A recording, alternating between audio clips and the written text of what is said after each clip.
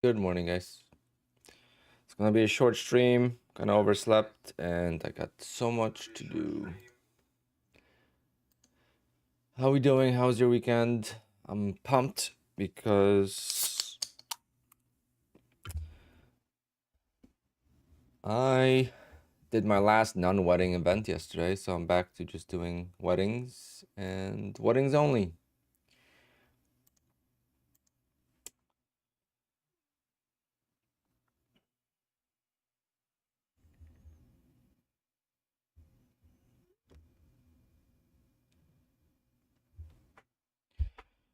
Good morning, guys. What's going on? Market's ripping, Jesus Christ. Yeah, it's a good thing because I have more time for myself on weekends and enjoy life a little bit more on weekends versus I've been working weekends like crazy because like this weekend I didn't have any weddings. I only had other events. Like I'm gonna be done with those events. It's just not needed right now. Those events I could always come back to. Um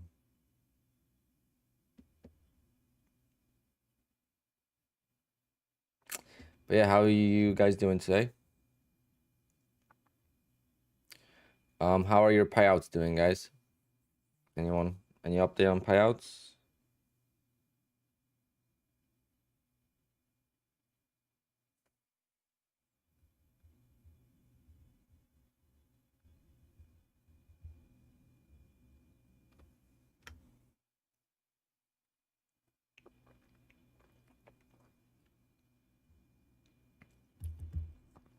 Did I see Matt lose 91,000? Yes, I did.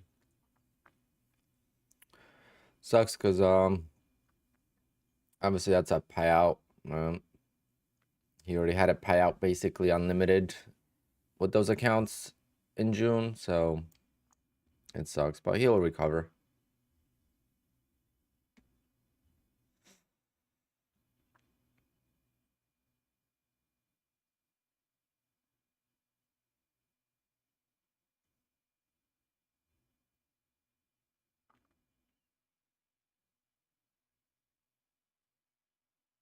Lewis, yeah, that's a mental thing. Yeah, a lot of people are under review. It seems like it's a norm now, so don't stress. As long as you didn't break any like obvious rules, don't stress, you know.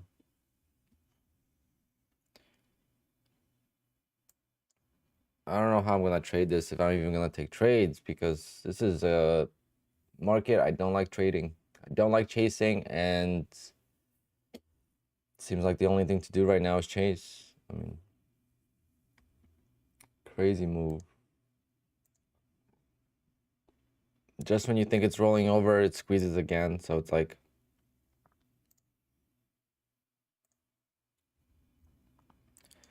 everyone trades differently, though. I'm just saying we are at all-time highs. There's no resistance, right?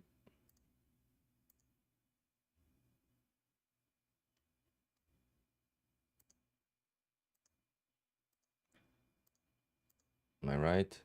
Yeah. Are we at all-time highs? Can't tell if we're at all-time highs or not. 8.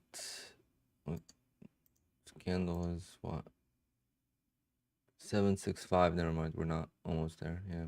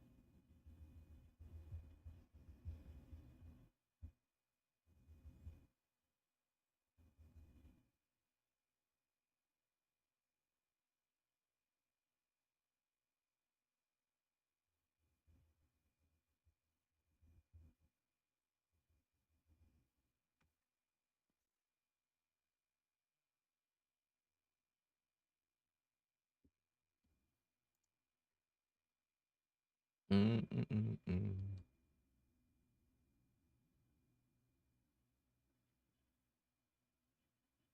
GPT, yeah, those are the worst days.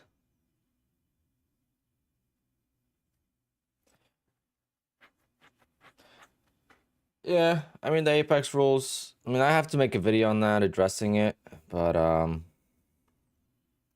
mean, a lot of people might have missed the whole point of my channel, and the whole point of my channel is to, number one, document my journey, and number two, if there's anything to learn from my channel, is that making $200 to $300 a day per account is all we need, and it translates into big profits. Therefore, we just have to find that trade that gives us this 20 to 40 ticks. It doesn't matter if it's the ORB or another trade. Just find a trade that gives you 20 to 40 ticks as often as possible and as consistent as possible, and that's the whole point, you know. The rules are really not that hard to adapt to, and Apex is still by far the best prop firm because of the 20 accounts, you know. Yeah, they banned the opening range trade, but am I surprised? No. There's a reason why I wasn't fully doing it on stream. Some people didn't believe me. Some people thought I was being, you know, over dramatic, but I knew the possibility and it happened. And now we move on. We trade something else. I had a really good 2 days. I mean, Friday was really, really good. Trading manually. So, all right, let's set this up. I don't know how I'm gonna trade this though. Right now, I don't feel confident at all when it comes to taking a trade in this market condition because it's not a trending range bound day. This could just fall apart. This could just keep ripping. So to me, it's a 50-50 right now. And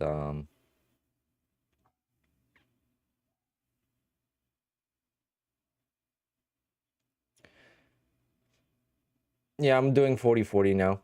40 ticks target, 40 tick stop loss.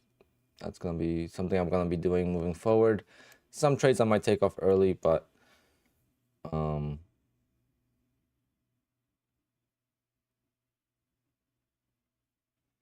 it certainly looks like it wants more upside. But every time I chase this, it just dumps. So it's like I've been punished by trending days so many times because I always get it the wrong way. So we'll see. But I have so much stuff to do, so I'll be done streaming by 12. So if I don't get any trades in today, it'll be fine.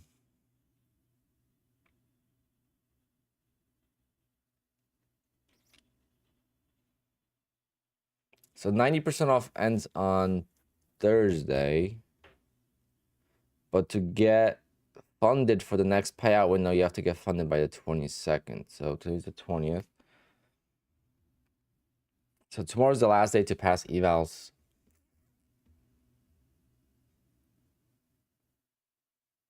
I got a couple more accounts I didn't activate. So I have 1, 2, 3, 4, 5, 6, 7, 8, 9, 10. This one's a little bit low on drawdown. 10, 11, 12. I have like maybe 12. No, 1, 2, 3, 4. I think I have 12 accounts. I signed them already. I just didn't pay for them yet.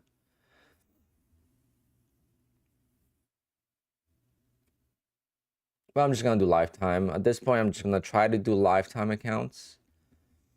And obviously, with having a max loss set in place, I think. I mean, I don't know if I'm gonna be able to keep the accounts longer. I have no idea. We'll see how the trading goes, but doesn't hurt to try.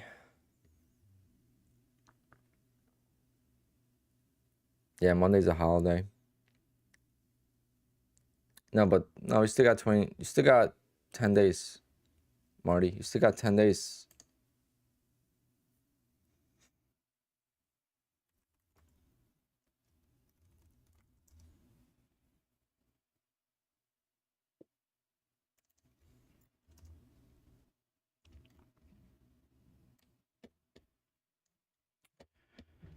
All right, 22nd, right? You start day number 1 in your PA count. 1, 2, 3, 4, 5, 6, 7. So 31st is 7, 8, 9, 10. The 5th would be your 10th day. Am I doing that right? I think. 1, 2, 3, 4, 5, 6, 7, 8, 9, 10. Yeah. So 22nd is the last day. So tomorrow you have to pass the evals today and tomorrow. But it's fine. You know, there's no need to rush. I'm just saying that's the math.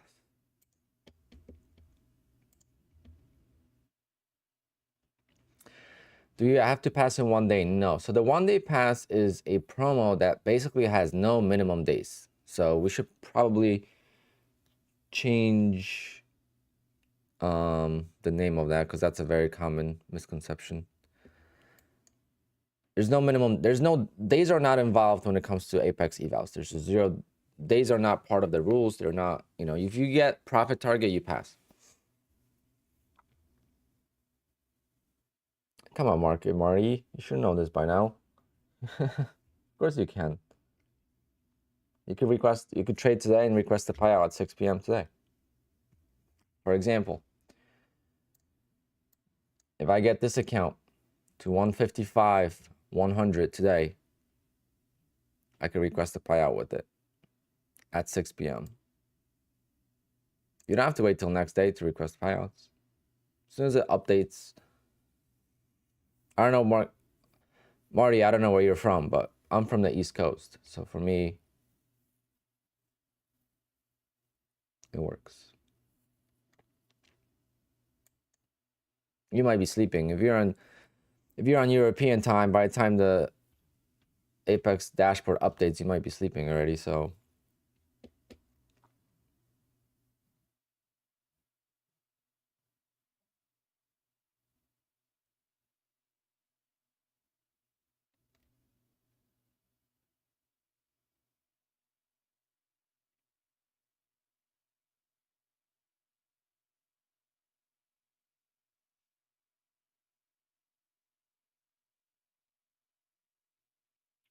but yeah, I really want to make a video on the Apex updates and stuff, but I didn't want to add to the drama that was happening.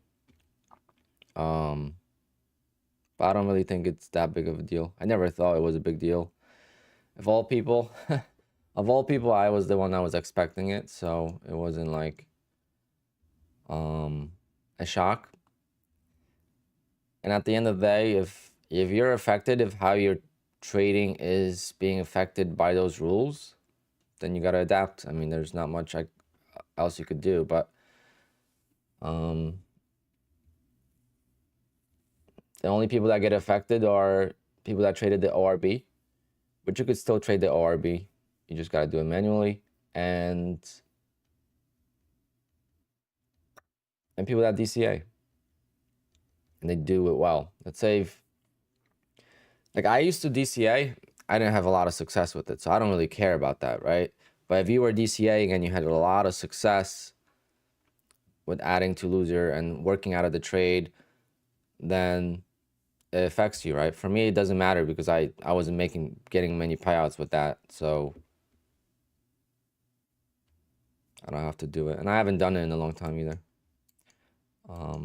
But the way I used to trade, it wasn't the fact that I was adding to loser. I was just trading out of the trade. That means if I got in here, if my entry was right here, let's say at 740, and then the trade went against me, I would pretend that trade never happened. I would pretend mentally that I'm not in that trade. And then when the market drops to 720, I would take a scalp, right? So I would get in on 720 and sell this contract that I just got in for, let's say, 3 points, 4 points, you know, 10, 15 ticks, 7 ticks, whatever I was trading at the time. And then that would be another trade. And then I would take another trade and another trade. And eventually I would hope the market would either come back or all the other scalps would erase that loss. And that's how I worked out of trades that, I mean, I was down 100 points on the trade and I would make money, and people wonder, how is that possible? And it was because I was taking other trades while I was being in that trade. It's not like If I got in at 740, it's not like I added at 720 and I waited till 730 to get out. That's not how that's DCA, right? But adding to losers and hoping for break even. That's not how I traded. I would hold that first initial losing position and then I would just pretend it's not there and I would take other trades like I would normally do. And that's how I just ended up making a lot of profit. And then because it was a high probability strategy or win rate, right? So if one trade didn't work, one entry, then I would work out of it by doing the trade, 20 more times and eventually either come back because the market likes to be in a range bound condition most of the time. And eventually you'll come back to my profit on the initial entry anyway. So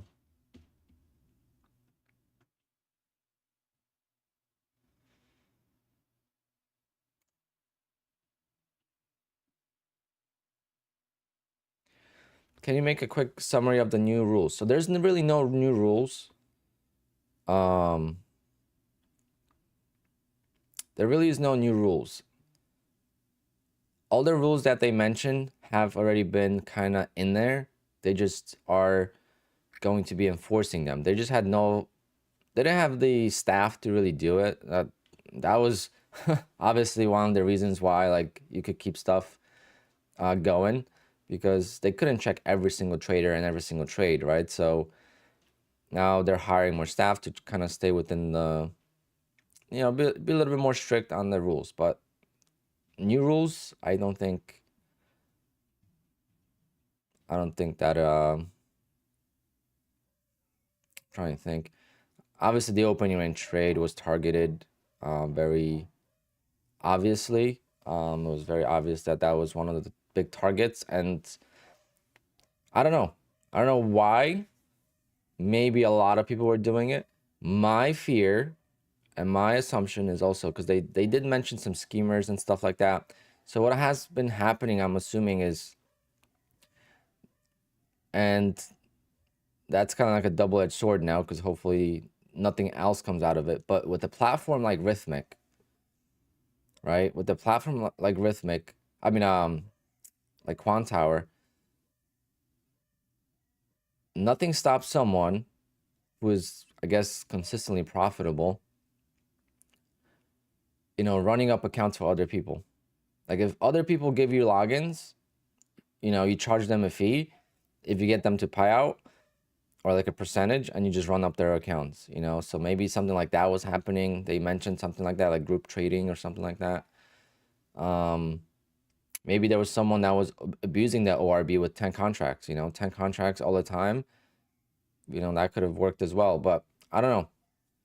Because my payouts are $200,000 from Apex out of what, 75 million this year. I mean, small portion, tiny portion of all the payouts.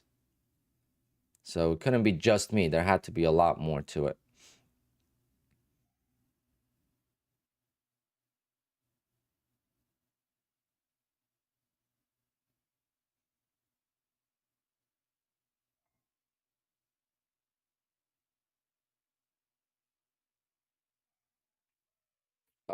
Arthur, so you wanna add in 2 different points. Try not to add in 3 different points. If you're gonna add in 3 different points, then be okay with being denied. Okay, so that's another thing, guys. If you are trying to play on the borderline of the rules, be okay with getting denied a payout. Trade the way you want to trade. I mean, what's the worst thing that happens? You lose 10 days of time, like they're not gonna ban you, they're not gonna, delete your account. They're gonna give you a reason why they didn't accept the payout.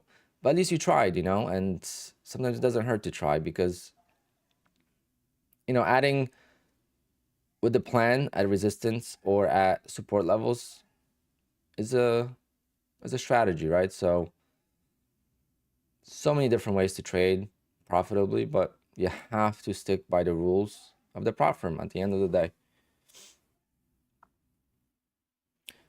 Um, I'm just watching this market and I don't even know where to begin. I feel like the trades were missed already.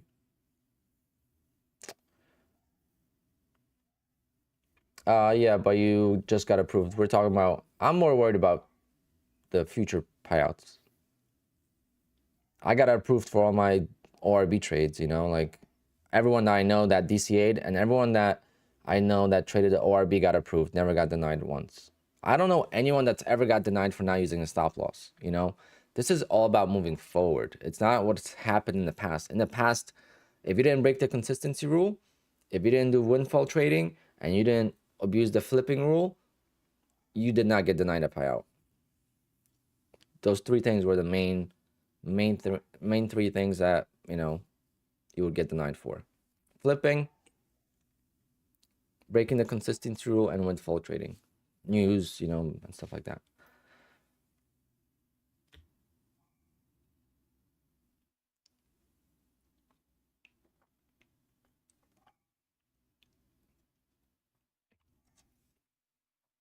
Are they different rules for passing evals and getting payouts? Yeah, the rules are completely different. Evals, there's no rules.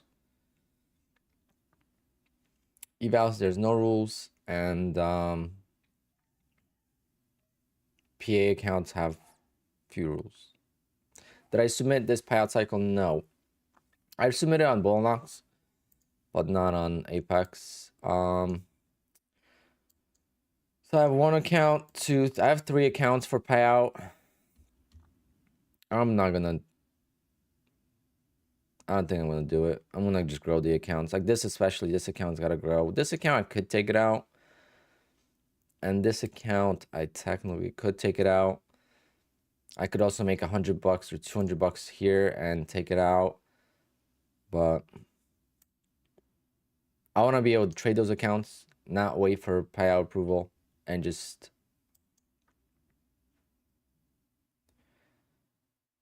And I also want to be fair. I want to show that I could make money with trading regular style as well. So if I make profits on those accounts, you know, most of that profit on there is from either the ORB. So I want to just trade normally, grow a cushion, and that's going to be the way moving forward for me.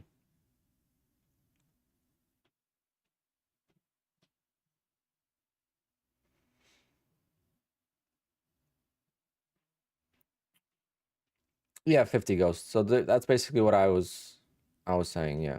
So when you are in the public eye, you have to watch out what you say. Let's put it that way. So like you can't be fully honest, even though hundreds of people do that, thousands of people do that. When you're in the public eye, you just have to be more careful with what you say. You know, you're in a, like an athlete, they can't always say what they think anymore, right? Just wouldn't be appropriate. So my channel just took off, so there's also another prop firm that got, you know, all involved in this. It's like the whole DCA thing was brought up to Apex by another prop firm. We're 99% sure. And, you know,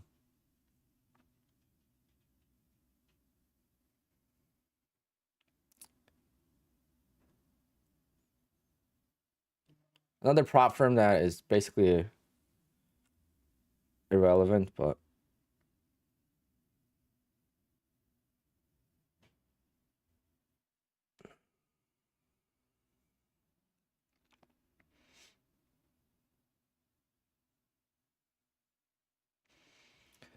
because I could tell you, so it's not so much about using the account as a stop loss, right? Because if you say, I can't even say what I want to say because then I'm gonna give you guys ideas. Like I could, I can't even say stuff anymore. It's not even about that because if you think about it logically, you're not getting a payout if you're using a stop loss as your account. Or yeah, if your account is a stop loss, you're not getting payouts. Think about it. How can you get a payout if your account is your stop loss?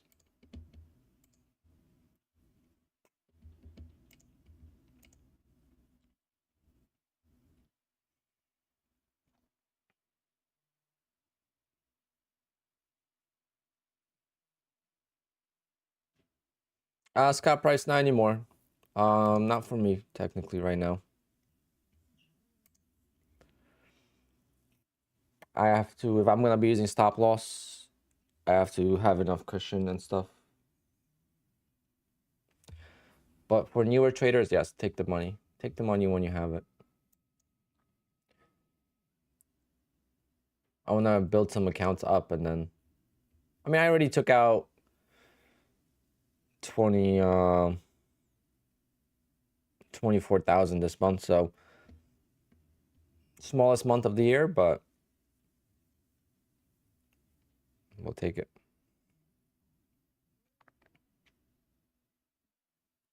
How do you hide failed PA accounts from Rhythmic dashboard? They shouldn't show up. You mean evals?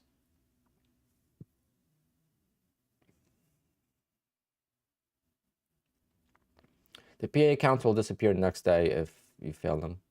Slade. What was Isaac's question? What do you think about them saying we'll be checking those that have blown a lot of accounts? That's just, I don't know. That's just something that we have to be mindful of, and it does say that in the, again, it's nothing new. It's always said that in the PA agreement. And I actually hope that they do that, because it's not fair that if you're profitable, you can blow a lot of accounts, but if you're not profitable, it's okay. Right? It's gotta be even. Like, they gotta protect the losing traders too. Like, we all know you could get in some serious debt with this stuff, right? So if someone is not profitable, maybe there should be a limit on how many evals you could do in a month or something like that, you know, because if they're gonna, you know, make rules for the profitable traders, they also have to make rules for the losing traders, because those are the traders that are actually in need of actual protection, if you want to say.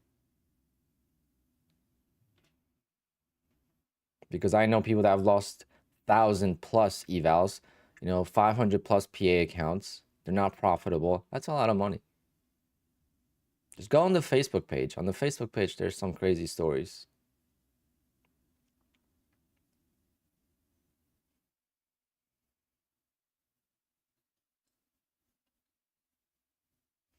He didn't make a video about the big loss. He posted it on Twitter. Actually, I was reading that, and I thought it was an old post. I'm like, I know he only lost 2 times on the stream, and it started with like my biggest loss ever. So I thought it was like an old post, because on Twitter how it works is like, because I didn't follow Matt until then. I wasn't following Matt yet. I actually followed him after that post, and well, no, when someone you follow comments somewhere, like you see on Twitter, so I saw that, so I figured that was an old post, and I was reading it, and I was like, oh damn, like, you know, painful, but I'm glad he didn't blow all the accounts. You know, he could have kept going, and it's a big loss, but it's 2 weeks of work. You know, it's like losing 2 weeks of work is almost normal in trading. It's gonna happen at some point. And even if you've never experienced it, it's probably because you're not yet profitable. And I know every single trader that's been profitable pretty much lost, you know, a week, 2 weeks, a month worth of gains in one day. It's called a blow up day, or whatever you know, tilt day, revenge trading day. Carrie, thank you for joining the members club. Appreciate that. You don't have to do that, but when you enter the giveaway, you'll get 4 times the entries.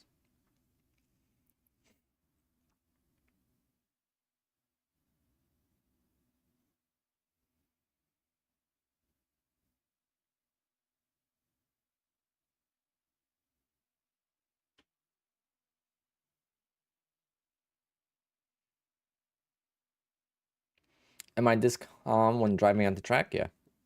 Why wouldn't I be? Driving at the track is not that, like, you just have to be focused. And sometimes it's weird, because sometimes I will start thinking, like, I'll be thinking about trading when I'm driving on the track sometimes. Like, if I had a good day, like, because I trade at the track as well.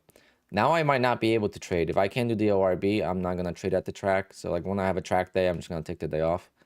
But I would have a good opening trade, and I'll be like, oh, I'm on the track, and I'm in the middle of a turn. I'm thinking about the trading.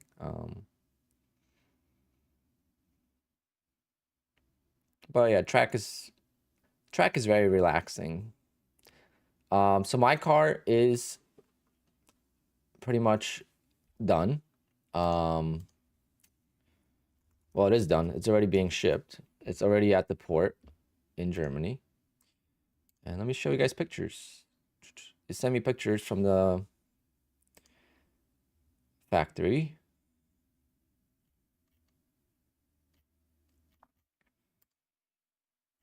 It is pretty sweet. Boom, boom, boom. There she is.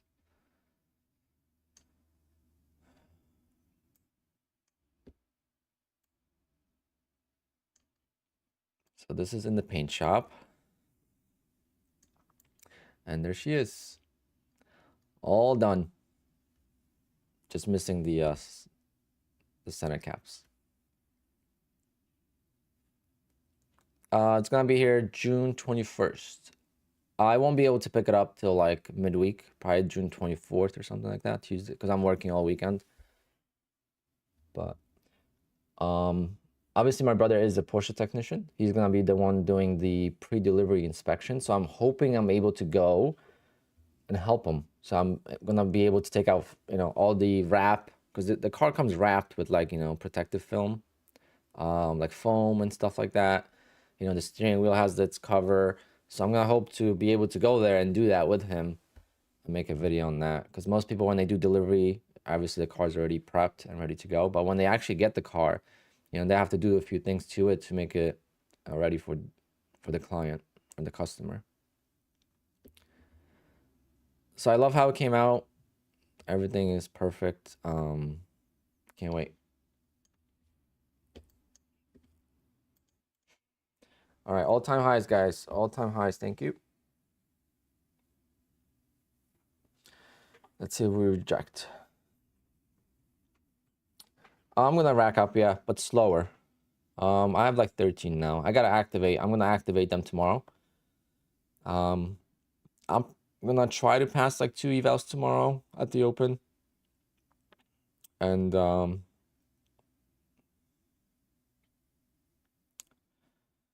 we have FOMC minutes Wednesday, but I don't think that's gonna be volatile enough.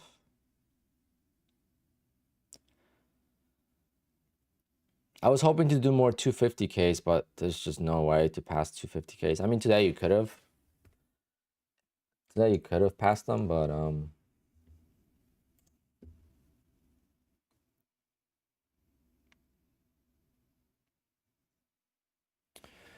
Josh, no, that was targeted right at me, so I can't. You guys could probably do it. I can't. And it's fine. It's been not behaving anyway. It hasn't been giving enough volatility at the open to do the opening range trade the way I used to do it. So for now, it looks like waiting for the trap and just going the other way is pretty much better.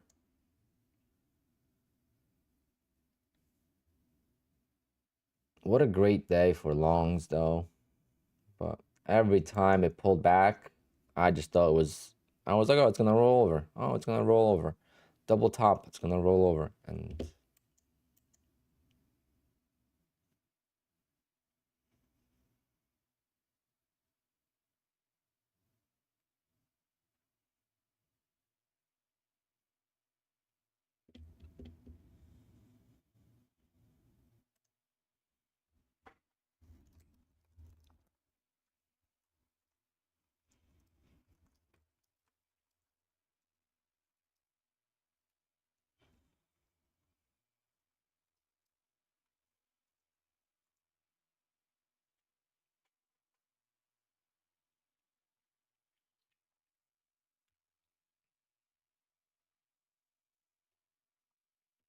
I get too impatient with the 250, me too.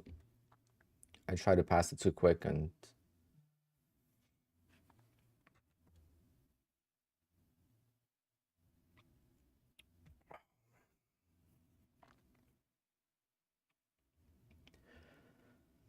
So it's a very, very strong day, and it's still only 5 ATR. I don't. What happened to the market, guys? Is it because it's at all-time highs and we have no catalyst? Maybe we need a catalyst of some sort.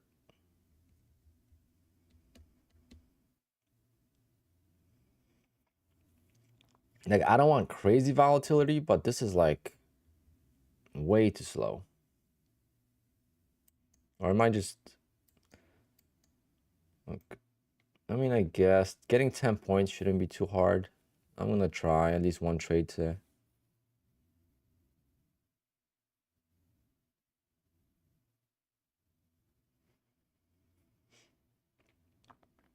Chris Bully, nice. Yeah, you said that last time. You like it when it's like this? No. Yeah, that's the thing. Everyone likes different things. That's what makes the market. Everyone likes different things. I like range-bound markets and choppy markets too, you know?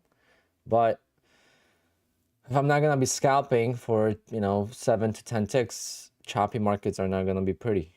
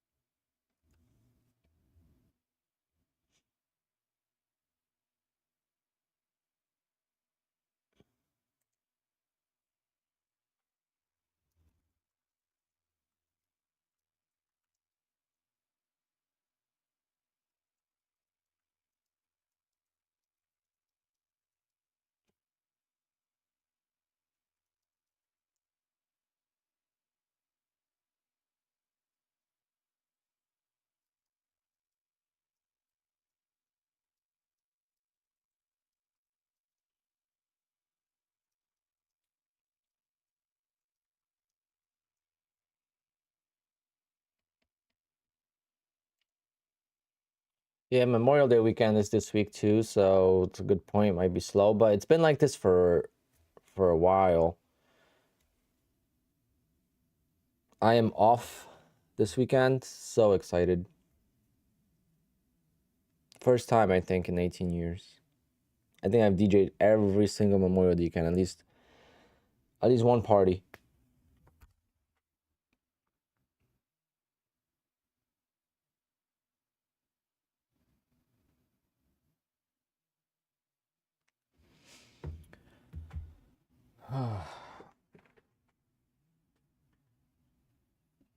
But this is gonna be my first month. First month this year, I make more money DJing than I do trading. See, I'm still a full-time DJ. First month this year.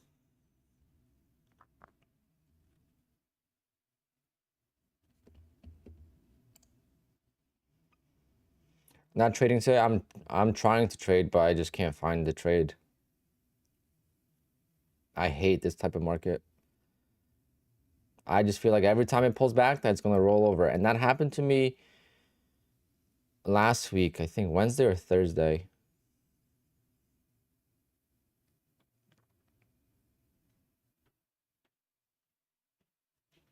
Deathly Gaming, yeah. It would be nice if you could take a request from an eval, but it doesn't work that way.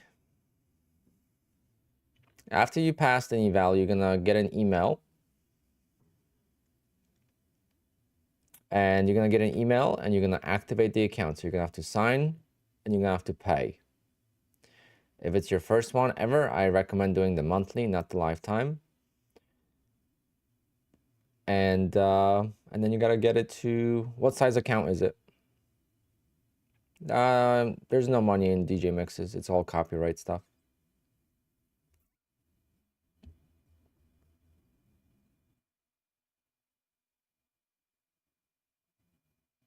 So on the 50K account, you have to get it to like this level. So 52,600 is the minimum for payout. If you have 15 of them, I wouldn't activate all of them. That's my opinion. You're gonna spend a lot of money activating them, and does not seem like you are super consistent yet, right? You're just starting out. So activate 5, try to get them to pay out. If it doesn't work out, you activate the next 5. Yeah, exactly. Yep. Good thinking. I like that. And just keep in mind on the date of the evals, right? So you could check the date you sign up for the eval and just activate those PA accounts when you need them, or wait till the last day before the eval renews, because you don't want to pay for the second month of eval and pay $33 for it versus, you know, for 85 you could activate it as a PA account. So you don't want to wait longer than that.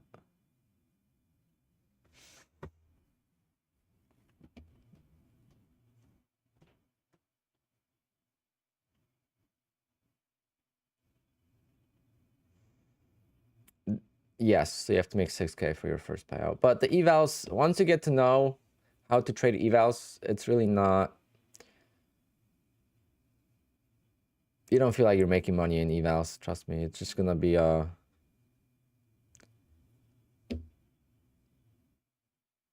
you know, I don't even know what to call it, but I'm tempted to short.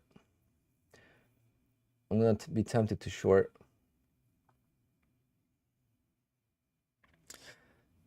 No problem. That's what my channel is about, answering questions. I mean, that's part of being on YouTube. Help people out.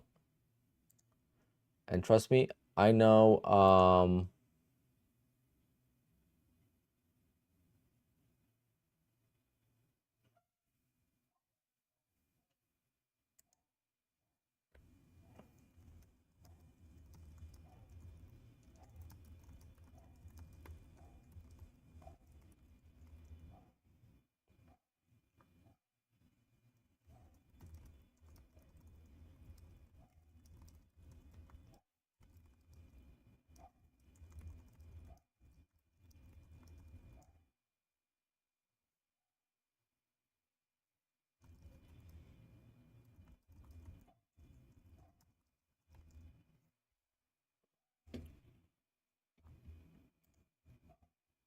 appreciate that.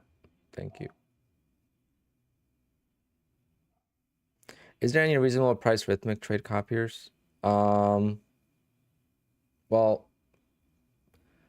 there's one that's free, Alexi. You could trade with QUANTOWER for free. This platform that I use, you could use it all for free. You don't have to pay anything to copy trade with it.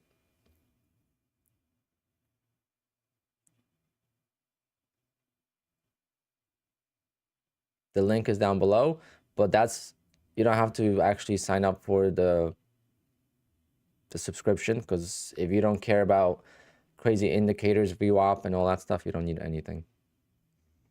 I pay for QUANTOWER. Well, I used to pay. I don't pay anymore. They gave me a free license, but I pay because I could log into multiple prop firms.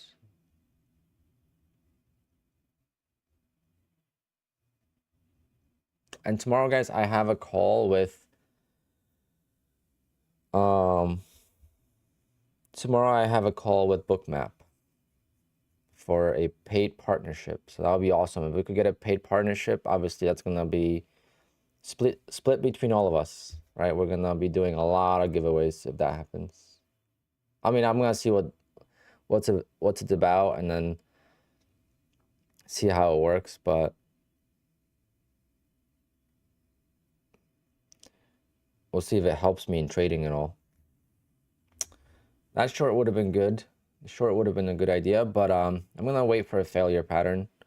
So I'm gonna try to get the longs trapped, try to get longs chasing up, and then if the longs chase up, then I'll go short. If it sells off, that is. It's not that much different actually. It's very similar. So you have the chart, then you have your your chart trader here. You have The ATM is a little bit different, but it's actually easier. For basic ATM, it's actually easier on QUANTOWER than it is on Ninja. Um, Ninja has way more advanced ATM strategies. But if you want to copy trade with Ninja, you got to pay, you know?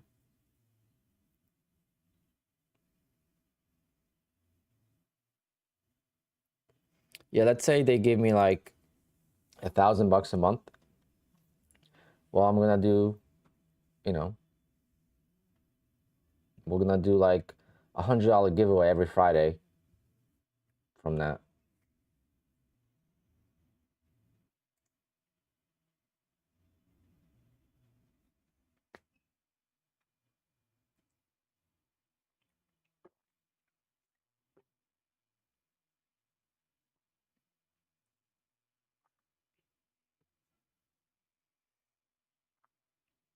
Come on.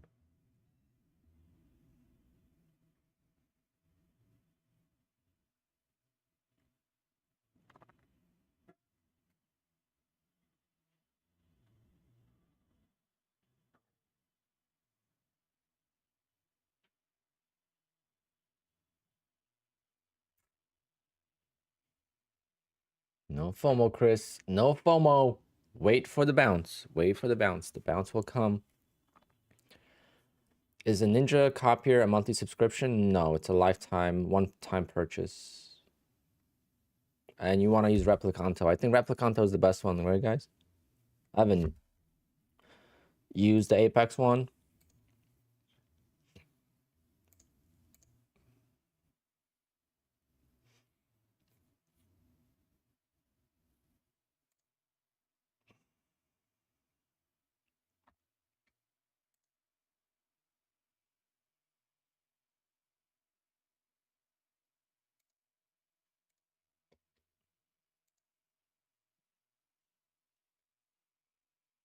Replicanto.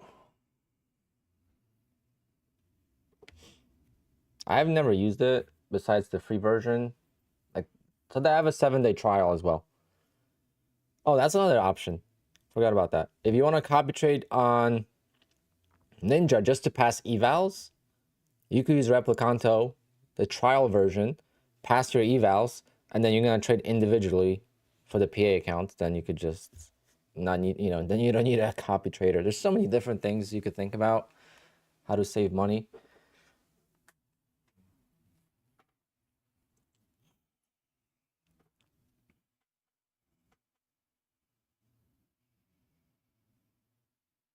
Oh my God, guys, what? I wanted to short up here. Trading life hacks.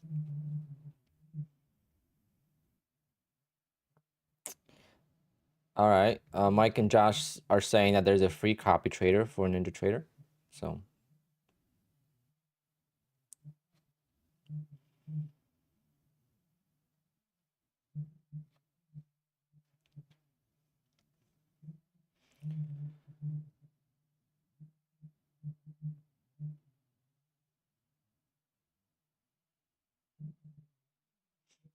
yeah, let's see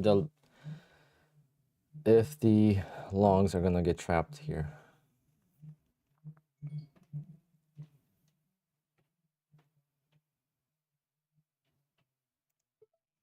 I'm gonna try the first stab, and I'm gonna take it. I'm gonna take this at least twice. If this doesn't work, I'm gonna take it one more time.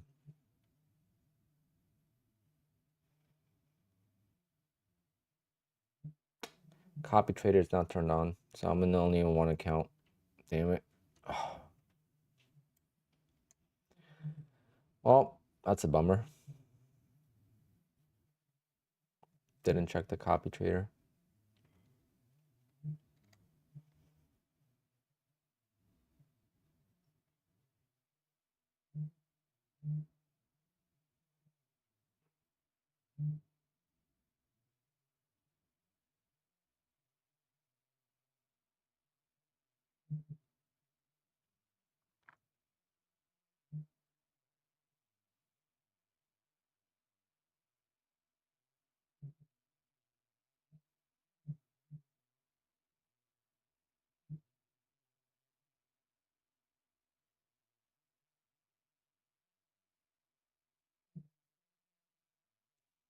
Unless I add at the moving average, but I don't know if I want to add. I think I want to wait for a failure.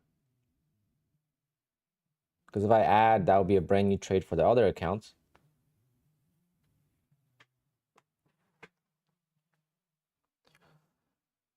Like if I turn on the copy trader and I took a short up here, then... But no, I can't do that because then I would risk too much.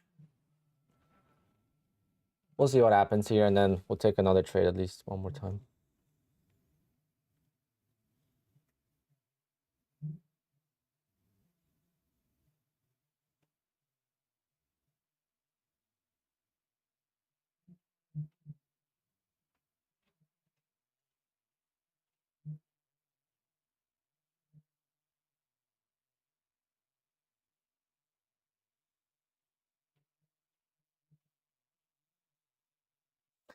Victor, yeah. Yeah, if this loses, I'll be very happy that I didn't use a copy trader. That's a very good point, Victor.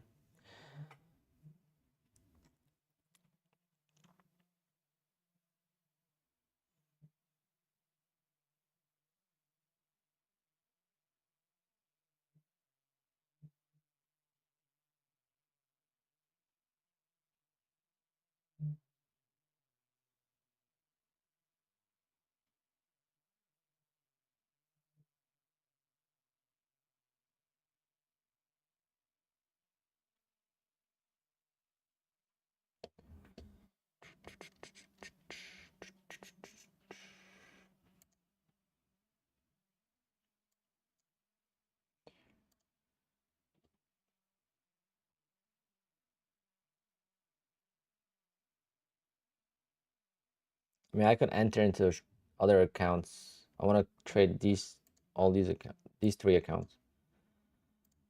I could enter now,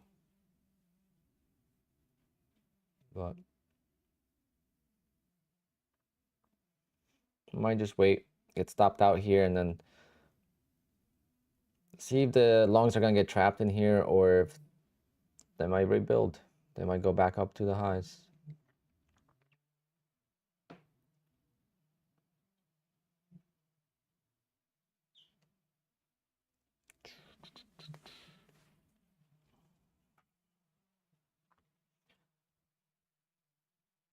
I wasn't copy trading all the accounts, only 3.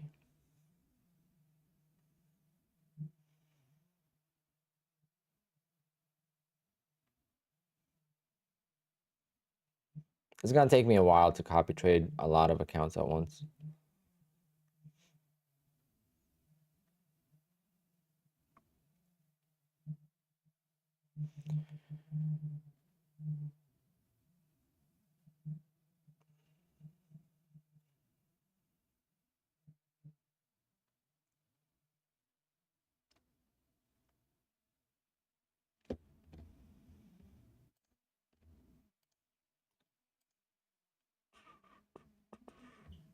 Come on, market. Let's go lower, let's go lower.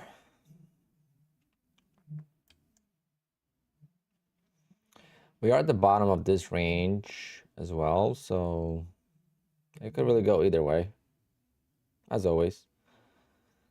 My entry was definitely not the best.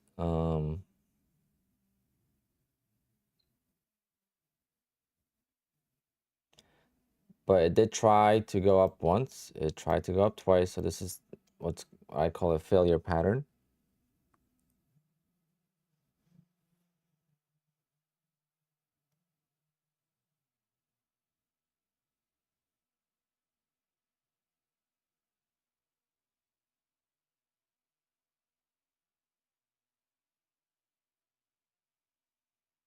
This falls through. It's going to be a break-even trade, and then if it taps the lows, I'll put it at break-even maybe. How about that?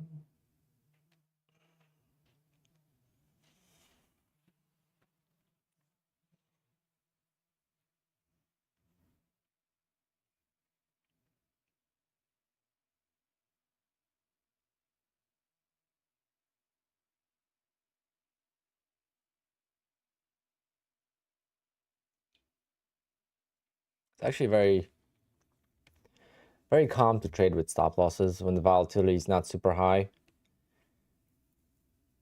Like if the market's volatile, 10 points is like you're in and you're out. Like either you win or you lose. So it's just in seconds, you know.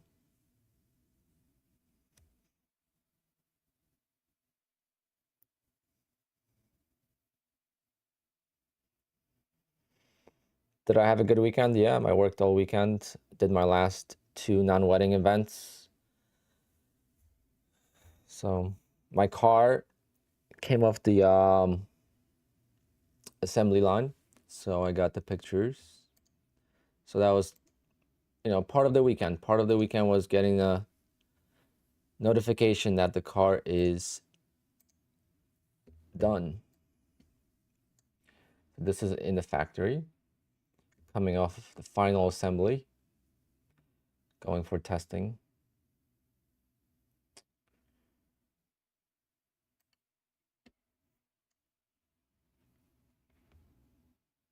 And now it's already at the port, the German port.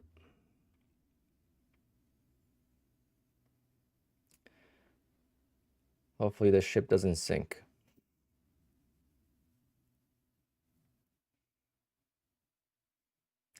All right, market, let's go lower here so I could put the stop at break even. All right, there we go. Stop break even.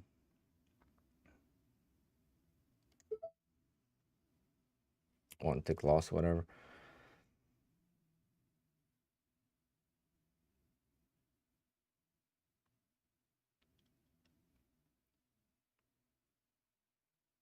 Now, if this stops me out, I really hope that it goes a little bit higher first. So I hope this goes a little bit higher first, and then, because if this just tanks now, then I'm gonna miss everything, which it could. But maybe it will tease the longs one more time.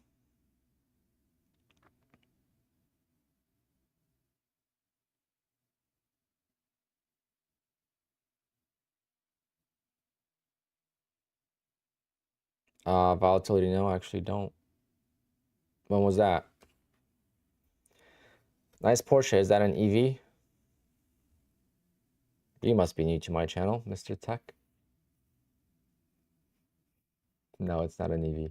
I would never, ever buy an EV Porsche. I mean, I guess like an SUV maybe, but a sports car, no. I would never buy. If I'm buying a sports car, I don't want an electric one. Electric cars are, to me, luxury. They're fast, but speed is not what matters in the car.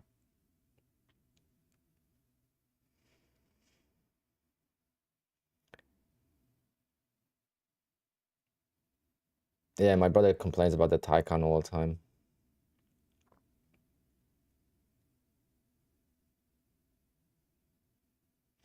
Come on, man. What the hell?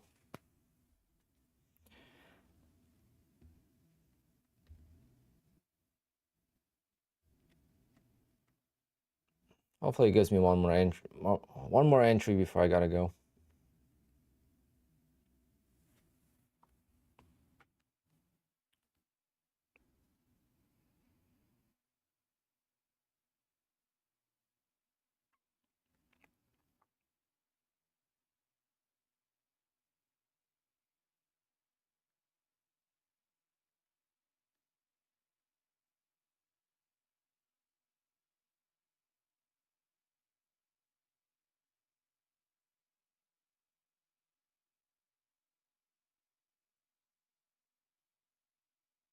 All right. There she goes. Yeah, so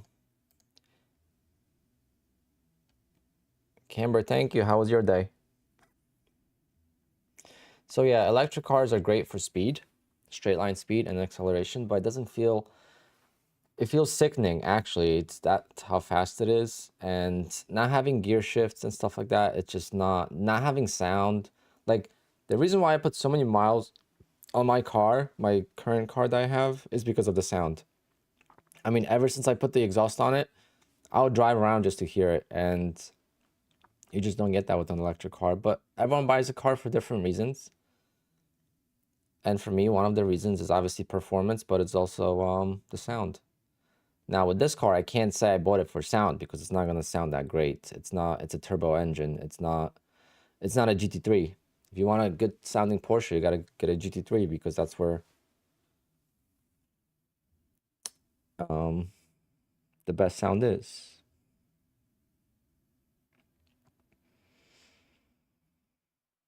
All right, so a lot of people are still pending on payouts.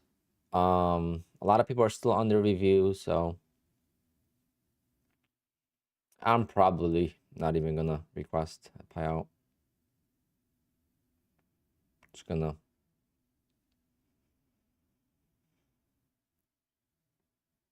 Yeah, Krapovich is my favorite exhaust right now, but I haven't heard it, but like the way it looks and everything, the tips and stuff like that. And I used to use it on my bike. I had it on my bike, so it was really good. I don't know why there's so many accounts under review. It's probably something new that they're doing. And I always like, to me, pending and under review, it's like the same thing. You assume that when it's pending, they're looking at it, right? You would assume.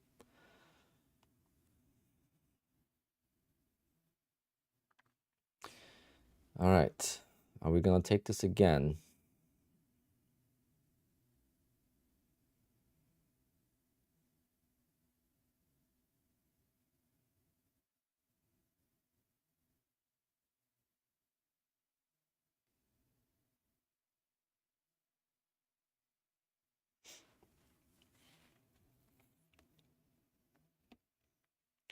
What's the 5 minute looking like?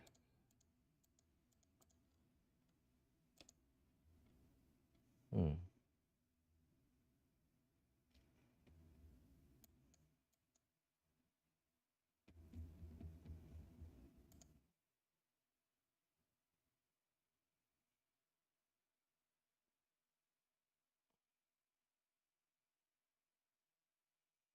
Yes, Vicky, so you could just take as long as you want.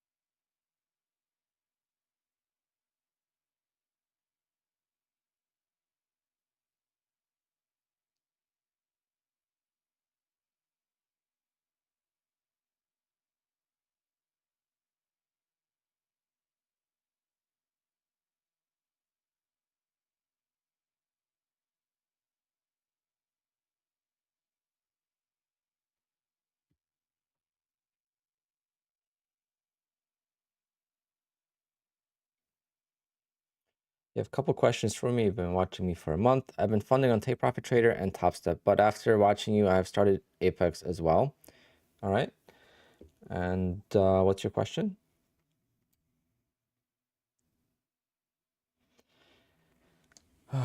Man, this market just turned off, right? So the short opportunity here was the one. I just wanted to see one green candle before I took it, and we never got it. Uh-oh. Think we're gonna go.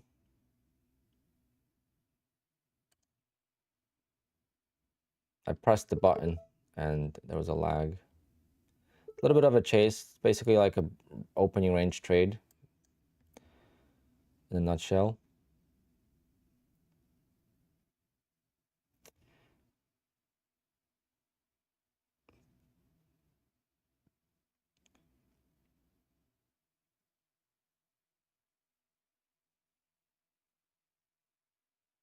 Looks like if I didn't stop out on this trade, it would have worked out eventually.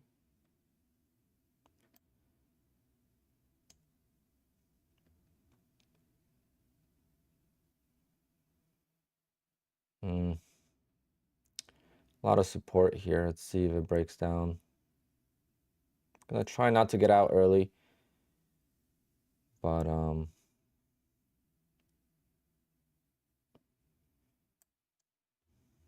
break even stop is so nice. Oh, I don't want to put a break even stop yet. It is definitely getting bought up though.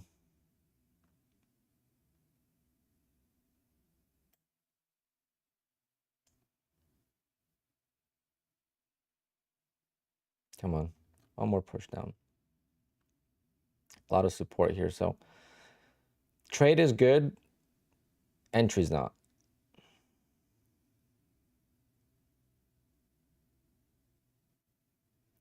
But I tried to buy this dip before so many times and then it started to fall apart. So we'll see.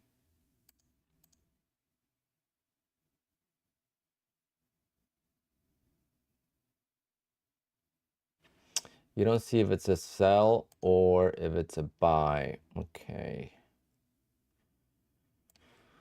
For now, I'm just gonna do this, and then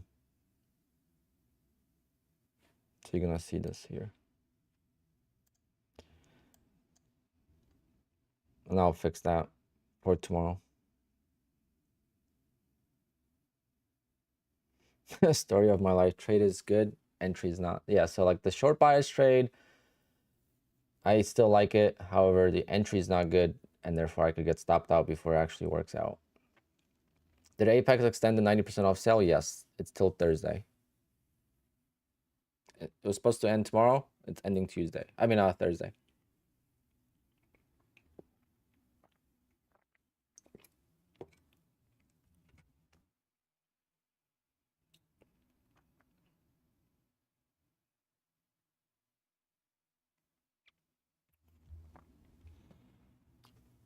All right, let the trade work.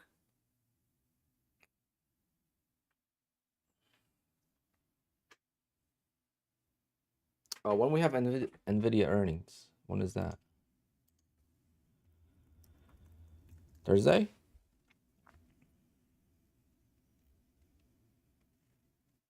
Wednesday. Ooh, that might be the opportunity to pass the 250 case.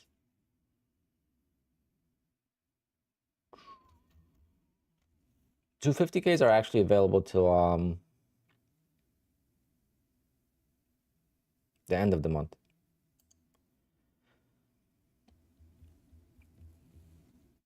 I wish it was the 150Ks.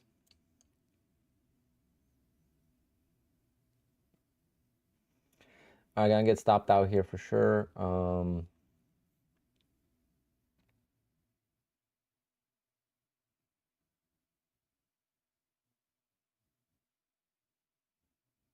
It looked like they wanted to fall apart, but I think just a bad entry. Overall trade would have been decent.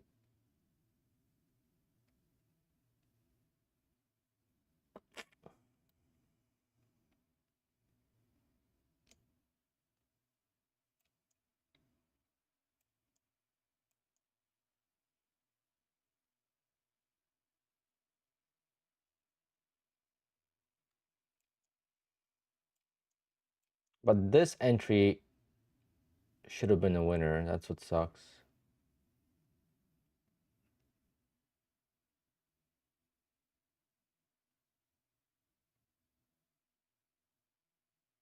I stopped out here, but if I would have let it go, at least I would have won on that.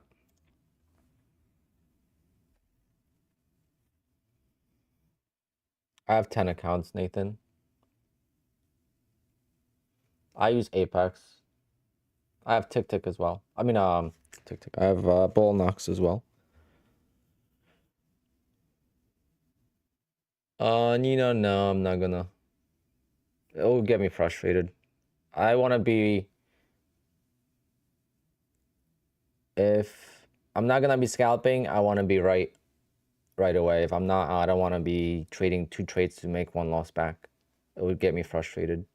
That's my weakness.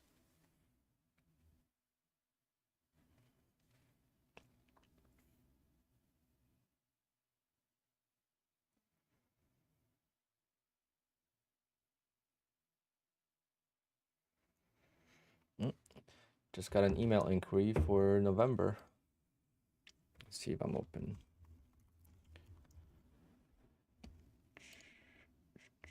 I got a lot of things to do. Mondays are like usually November 15th. I'm open. Okay. I'm gonna send an email to this bride really quick.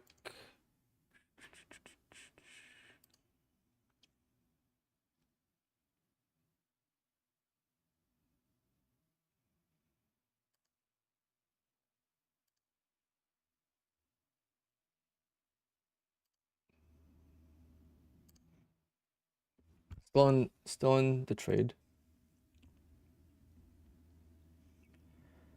Sometimes it's better not to even, once you get in the trade, just let it work. At this point, you already took the risk, right? You already got in. Don't analyze it. If you have a target set,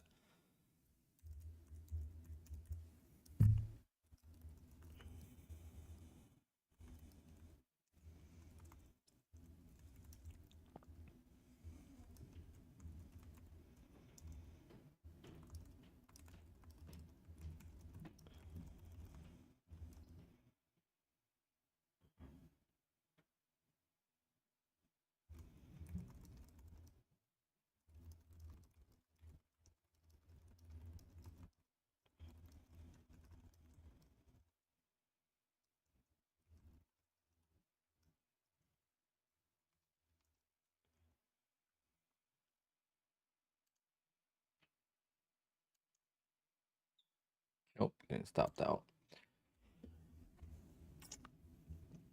Yeah, bummer.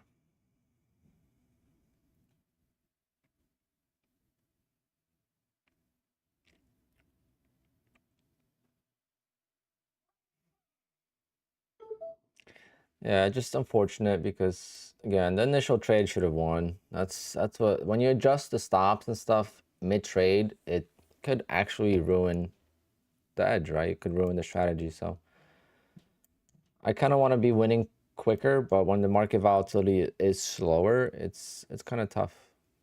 You have to let the trade work. But it's fine. I'm gonna wait. I'm gonna take one more trade, and then if I win, maybe I'll take one more, but we'll see. If I win, I'm probably gonna take another trade on another set of accounts. If I lose, then I'll just be done. I think that's another thing. I have to protect myself with tilt. All right. Do I want to stay short biased? That is the question.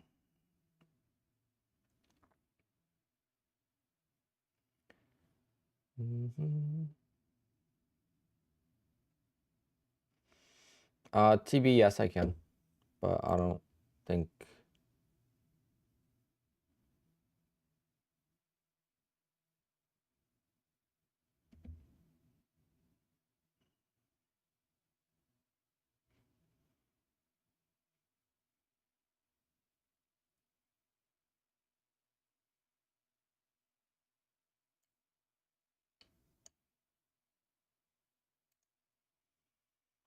There we go. Nice squeeze.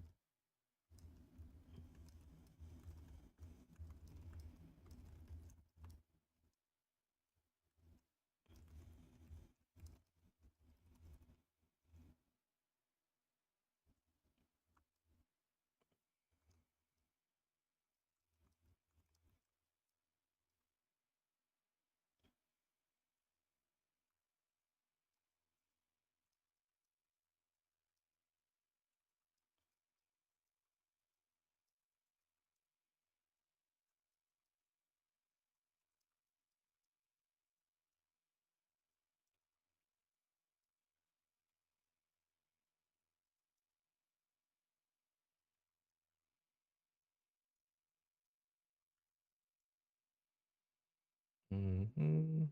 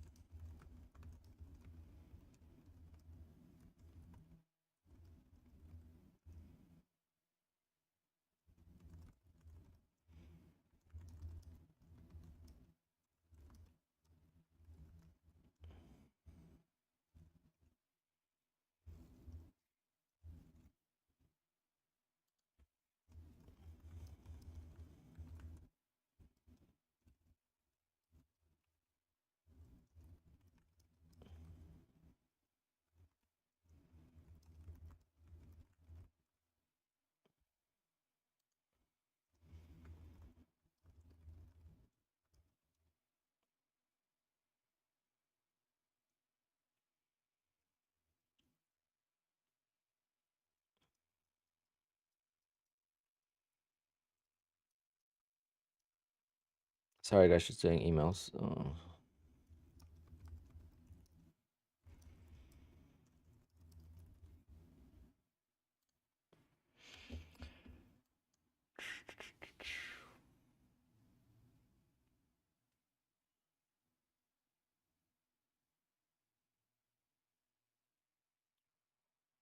Oh, you knew that the market was gonna flip against me?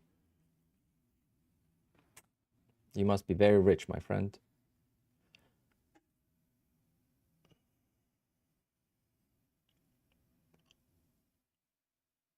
Quiet in here like a library. Mondays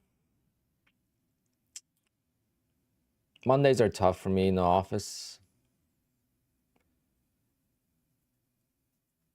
I'm gonna try to go. So we have this place called the Tiki Bar. It's on Jersey Shore. On Mondays they have really, really good parties there. So like July, August, I'm gonna try to go like at least a few times on Mondays. Yes, we have earnings for Nvidia on Wednesday. I'm gonna try to pass evals as well on that. Zach, yeah, but just keep in mind, like I don't trade full time, right? That's the thing. Like people like, oh, you're buying $160,000 car with making $250,000, and I mean it's $250,000 in 5 months. Number one, right? It's not all my earnings. It's not all my income. It's the car is not being bought right out. You know, it's gonna be financed. Only like maybe I'm gonna find it like 30,000 probably. Um, I'm gonna do 5-year finance and try to get the payment to like $800 a month. We'll see. We'll see what the interest rate is. If they give me like a 9% interest rate, then I'm not even gonna finance. I'm just gonna buy it. But the whole concept was YouTube paying for the car. That was the whole one payout, trade my car in, and one payout. I'm using one payout, 1 month worth of payouts for the car.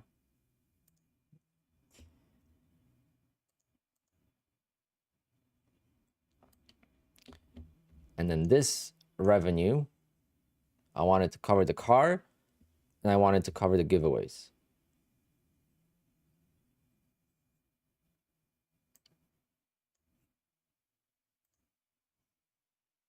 I am adding more. I actually have 2 more that I have to activate, and then I'm gonna try to pass a couple more evals between tomorrow and Wednesday. But tomorrow is important to pass because tomorrow is the last day to get them funded for payout. But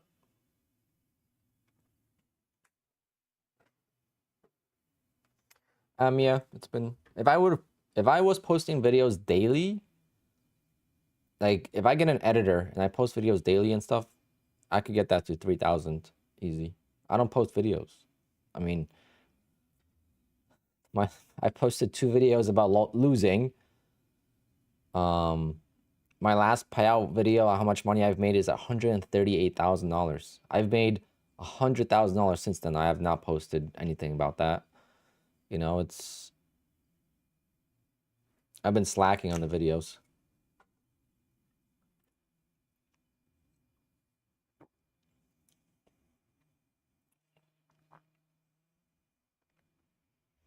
I have none income. I'll get, I'll give take profit a try once I get back to, close to 20 accounts with Apex.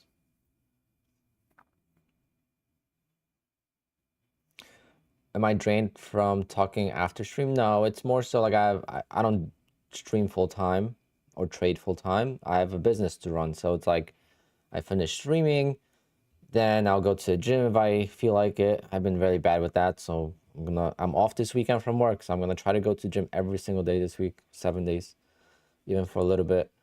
Because I think jump starting that is very important. But then I'm so busy in June, I'm gonna get off track. June is actually so stressful. I just can't. I just don't want to even think about it right now. But I have business stuff to do, so it's like I work, and then I don't feel like doing a video. And making videos is actually very tough. I don't know how these YouTubers do it. You know how they do it actually? I know how they do. I just don't understand how they. Trying to say it the right way. I understand how the plan works. I just don't know how they do the plan. Like they write a script for the videos. How do you write a script for a video? I have no idea. Like when I do my videos, I just go on like I'm talking right now. There's no difference. But they script the videos and it makes it much easier for editing. Basically, they say something, so they focus on one point, they say it perfectly, and they move on to the next point. If they mess up, they don't restart the whole video. They just, cut the video basically and edit whatever they don't want in the video. And it's a lot of work. It's definitely a lot of work. That's why I always like gave so much credit to someone that does YouTube. In trading is weird though, because YouTubers get a lot of backlash. But in any other industry, whether it's cars, whether it's streaming like video games, computer stuff, interior design. Interior design is huge on YouTube.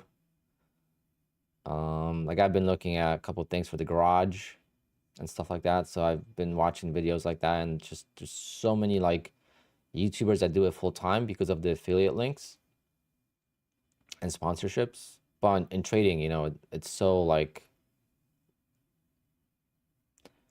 so weird how people look at it in a different way. Not everyone, but as an industry as a whole. I think it's because we're supposed to make money trading and not with something else. I believe in multiple streams of income, so, and you should too. Making $1 million is much easier with 4 sources of income than with 1.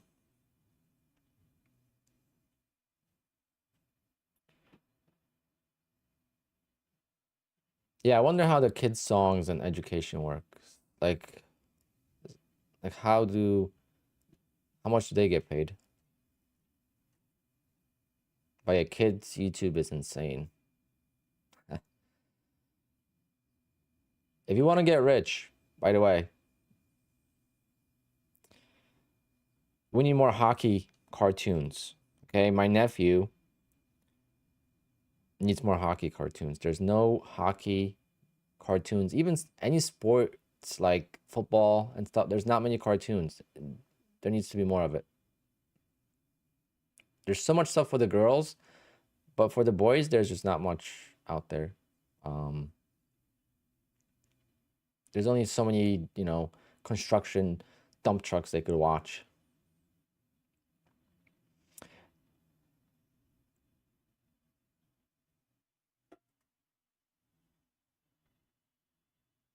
I feel like,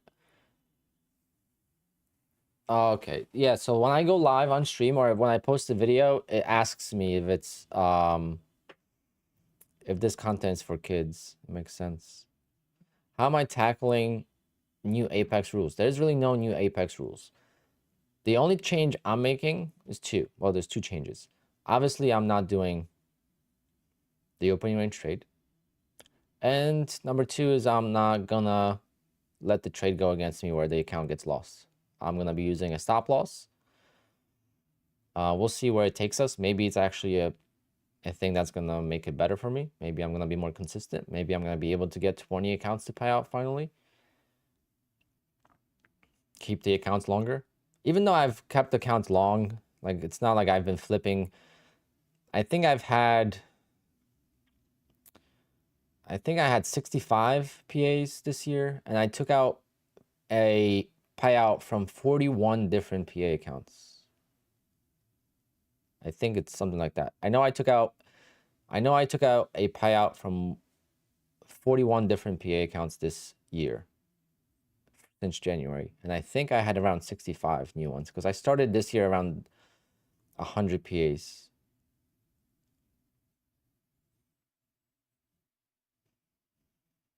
Am I getting pressure from Apex? I have not spoken to anyone at Apex. Some of the things they said in the videos are like, well, you could have just said Alpine, but who knows? Maybe they're talking. Maybe they have bigger issues. You know, maybe it's not just me. I'm on the in the public eye, so it's different. But there's probably things that are happening in Apex on the on the much bigger scale that are not on YouTube. I mean, in the video they say you can't just wake up in the morning, take a trade at the open and call it a day. Something like that, you know. I'm like, well, technically you can.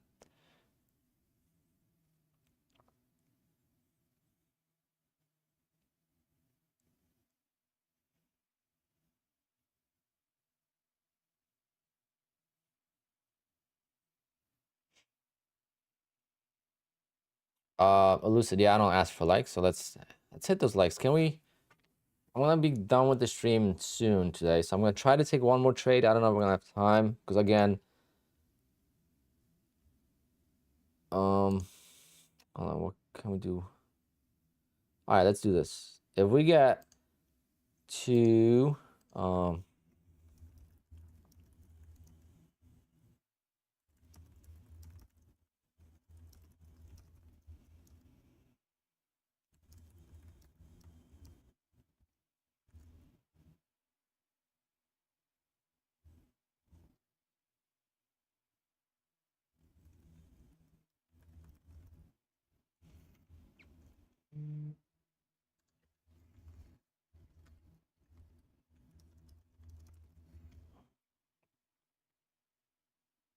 okay, we have almost like 800 people watching. If we get to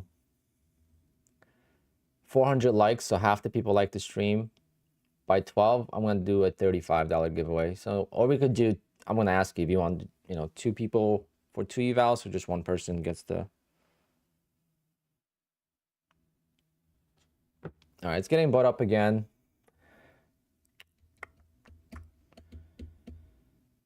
Obviously, the market's strong right now, so shorting it is not always gonna be easy. But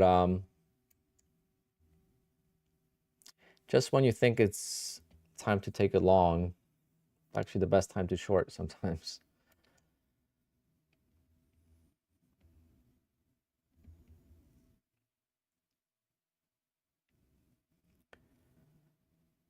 I am tempted.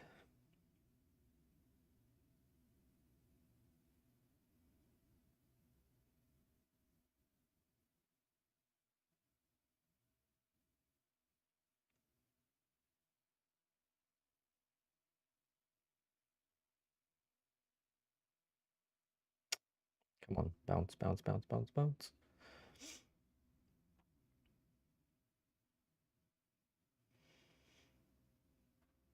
Oh, okay.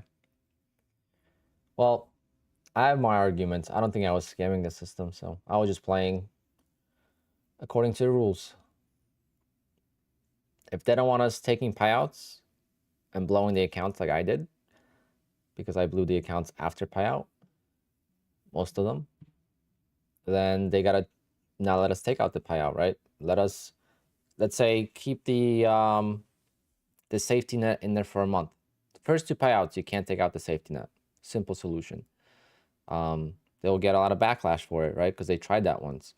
But I was doing what I was allowed to do, which is take out payouts. And only because I say it publicly shouldn't, be punishable. So I don't think I was The ORB, yeah, I mean, if the ORB, they want to say that was a scam, that's crazy because it's an ORB. It's a very common trading tactic, right? When there's a range, the range breaks, the market will go in that direction a lot of times. Now, if they don't want to allow the opening to happen, that's fine. I'm not going to argue against that. It's just don't call it a scam. It's just not allowed, okay? Like same thing with the prop firms that say you can't scalp. They can't say scalping is a scam. It's just they don't want that happening because they can't copy trade that trade, okay? So like that's different. But I'm really tempted to short this. Oh.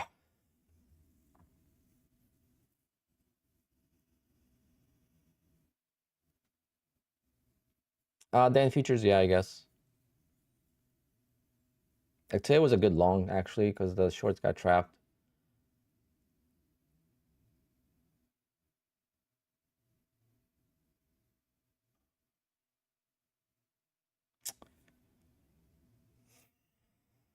Oh, guys, I feel like a mess today. Missing the easy trades. There's just no pullback. See? No pullback. I'm going to take it because it's falling apart. If it doesn't work, then it's not my day. I'm just waiting for the perfect entry and it's not coming, so. Friday, I had a really, really good day, and today I have a feeling that I'm just going to get chopped to death, so.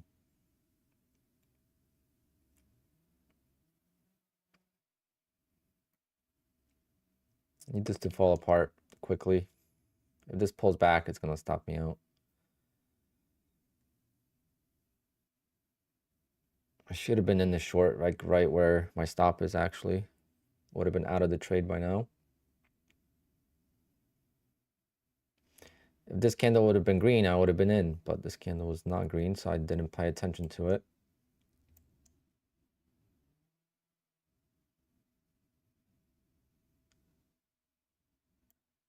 Come on, market, one more push down. You know you want to do it. Slate, I am not talking about the ORB anymore.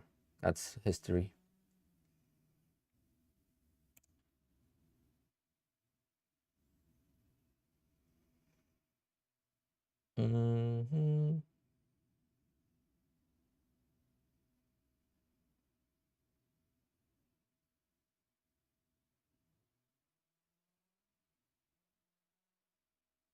Alex, yeah. So if that's the one thing I would admit. Again, playing by, I'm not gaming the system. I'm just playing by what they allow. They allow you to lose an account because there's no max daily loss. There's no daily drawdown on the account, right? So again, if they want to make changes, that's fine. And I'll respect the changes, which I am going to do now, obviously. But, you know, obviously if you blow an account, you're not getting payouts. So I couldn't have blown that many accounts and get so many payouts. Obviously, a lot of my blowups happened because I took the payouts. And then if I took the payout, I only had like $800 to $1,000 in drawdown. Then obviously the account was hit. But then I didn't lose the account. I didn't blew the account. I just went to the initial account balance, which is break even on the account. You know, I didn't lose out of the $50,000 in the account. I didn't lose a single dollar because I got stopped out of break even of the account and I already took out a payout. So it's like, there's so many different ways I could explain, but at the same time, I understand exactly what they're saying. So I don't know anyone that's ever been denied a payout for not using a stop loss, right? Before I was big on YouTube, I traded the same way and I got payouts, right? Everyone was getting payouts. So anyone that wasn't breaking the consistency rule was getting payouts. So now that they clarified things, of course, we're going to respect it. If you don't like it, move on to another prop firm. That's as simple as it gets. I've always said that openly as well. Don't trash talk a prop firm. Just don't use them if you don't like them. All right, can we get 10 points here? It feels like 10 points is a freaking home run trades nowadays. Yeah, you don't have to use a stop loss and take profit, because trade of 8 you can't. Right? So trade of 8 you have to manually stop out. Like after the trade is open, you have to put the stop in or take profit. But they just want to see a consistency in the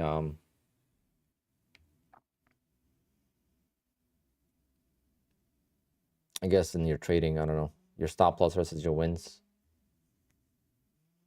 But again, if you're blowing up, you're not getting a payout, so they're not checking the accounts that you blew up, right?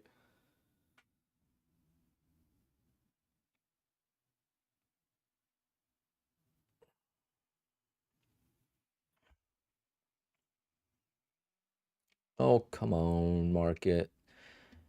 You are being a little silly goose today for me. Actually, very easy. Just short the top of the range, right? But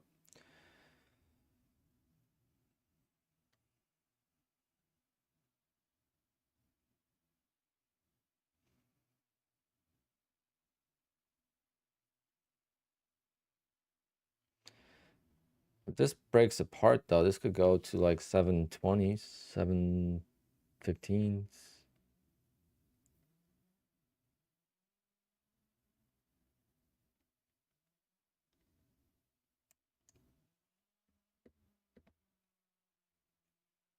I have so much cushion in this account. And this account, like taking 2 losses on it, I don't even feel like much.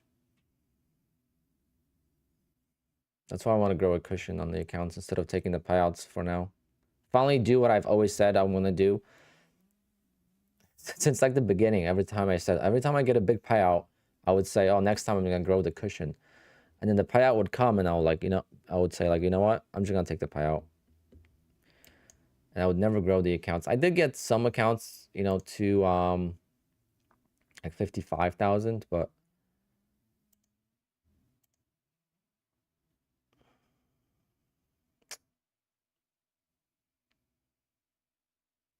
you can trade ATMs in Trader right now when you copy trade.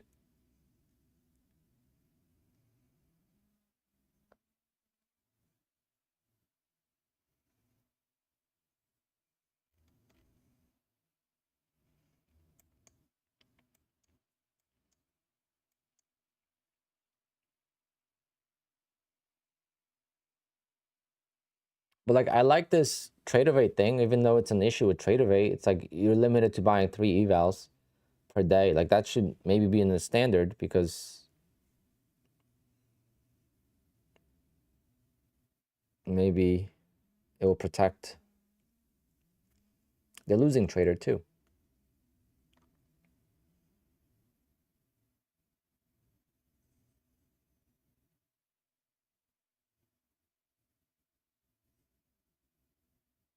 You bought 5 in one day Tradeovate accounts?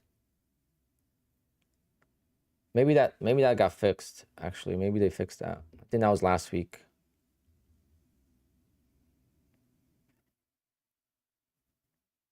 Oh, okay. All right. So yeah, that they must have fixed that. That was last week. They must have updated it.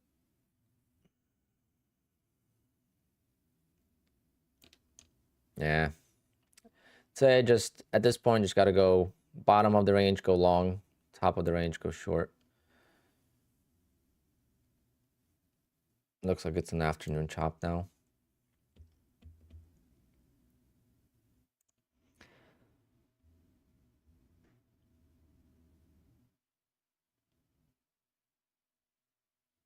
It looks like Nutty's in the same trade as me. 742. Yeah, he's in the same exact trade as me. Oh no, he's long.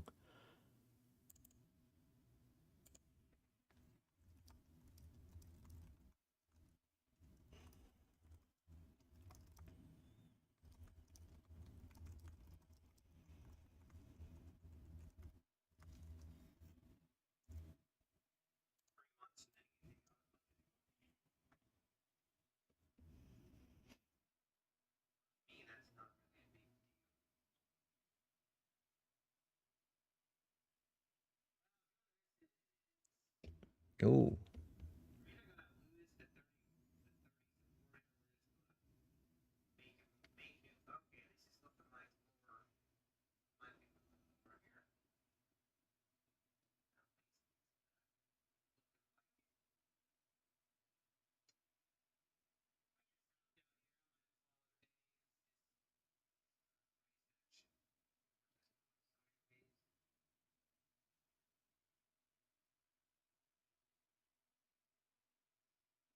It's getting bought up.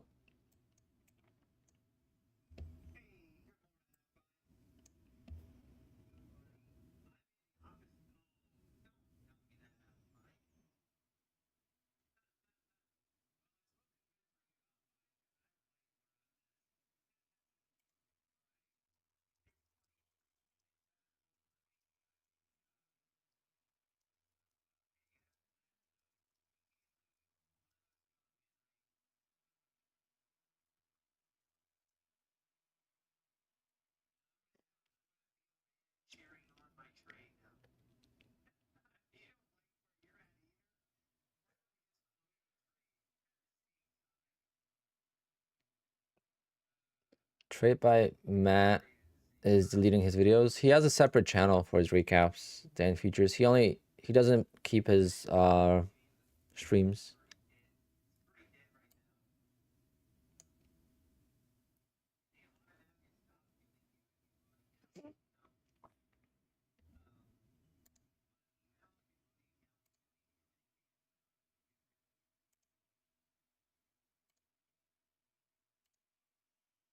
Come on, guys. We need 130 more likes in the next 7 minutes to do a giveaway. If not, we'll do a giveaway end of the week. Or maybe they're available to members. I have no idea. Never thought about that, Lucid, actually.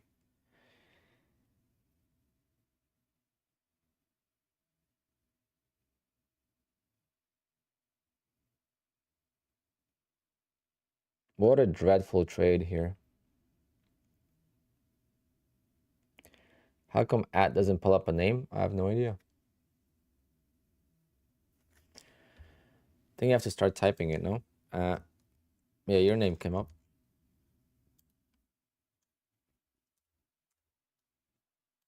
Works on my end.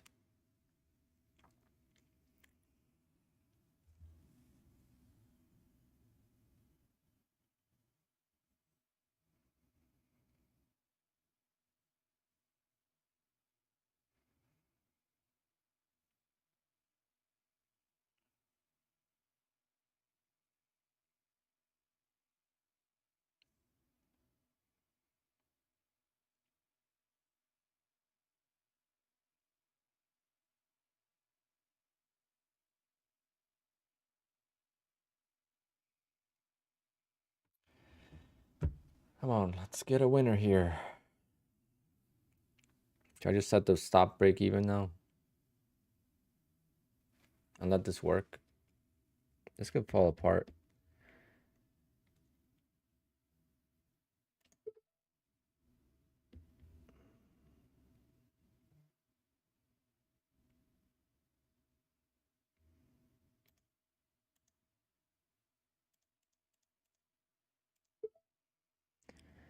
I moved the target down to cover commissions.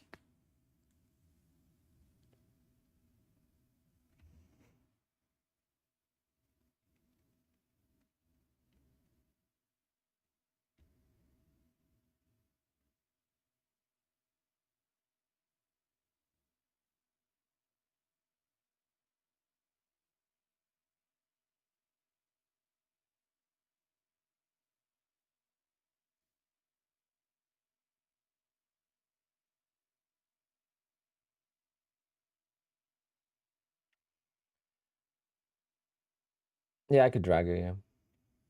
I just wanted to do exactly 4 ticks. I mean, we could go for a bigger target. See if it flushes and just trail it. Once it breaks down the lows, then we could trail it tighter.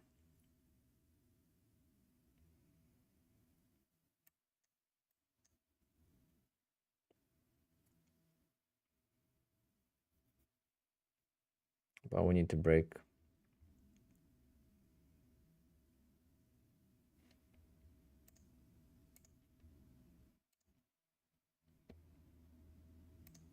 No, it's not gonna break.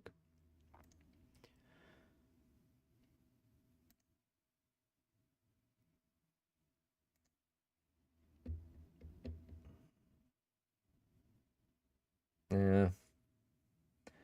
one of those days. I got a late start today, and that just kind of ruined it. I went out last night till like 1 o'clock in the morning. Just keeps trapping, so.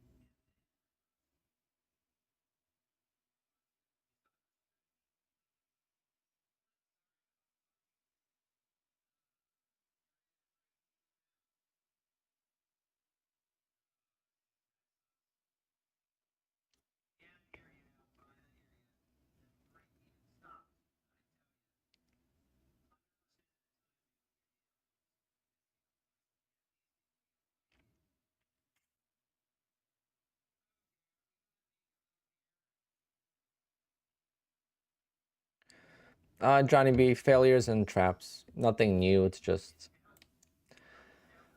no scalping, just bigger targets.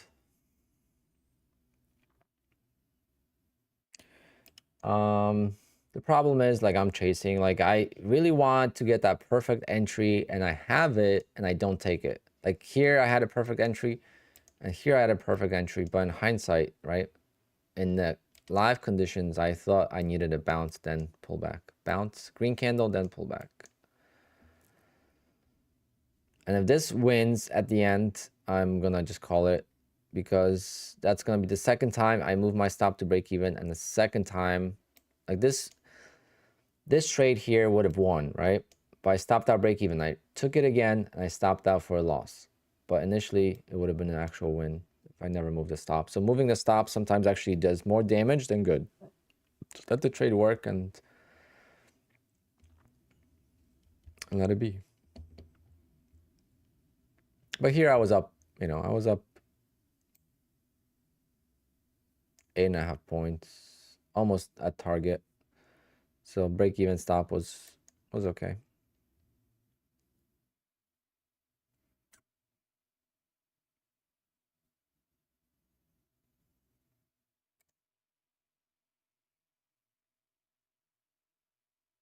Yeah, Nina, I was thinking about that as well. Now that I'm looking for specific setups, trading something like YM or RTY might be worth it.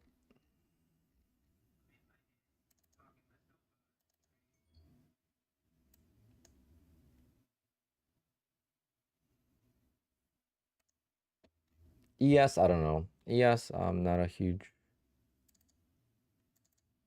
fan of. It's just the candles just like ES just gives me that ick. I don't know. Look how the candles look. Let's see if it looks the same. Like this. This just looks so blocky to me. It's just, I don't know.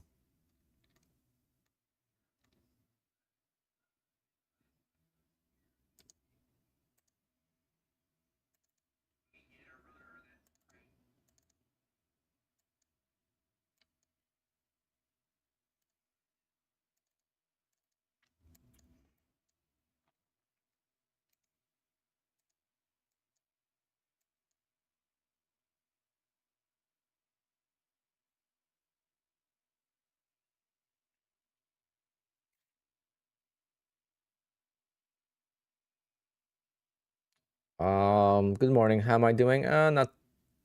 Not best today.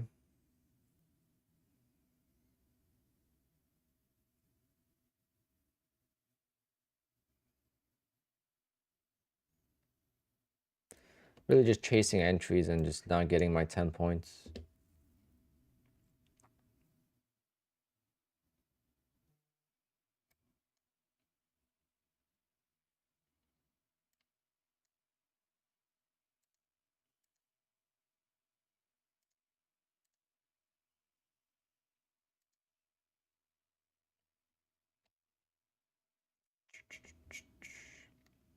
NQ could be choppy, but NQ has so much range that even in chop, you can make good money.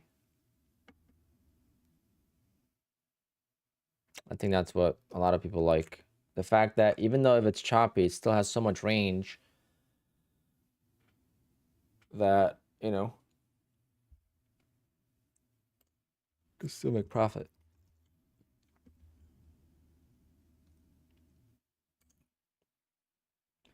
But that's how my trading is gonna be now. It's not gonna be green all the time like it was.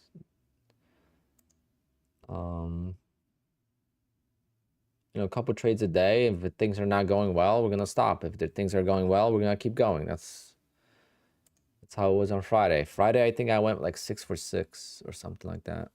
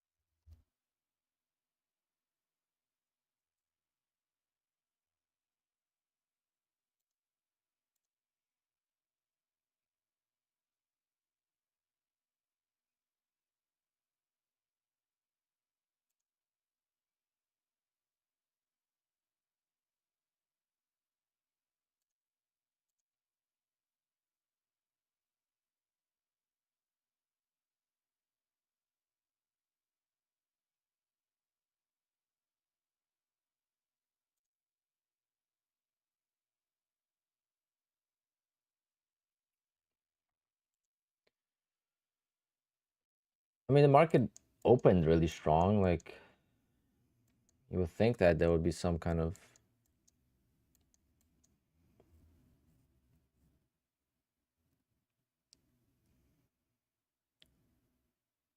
Oh, I don't know if you have to tell them. That's interesting. Never thought about that actually.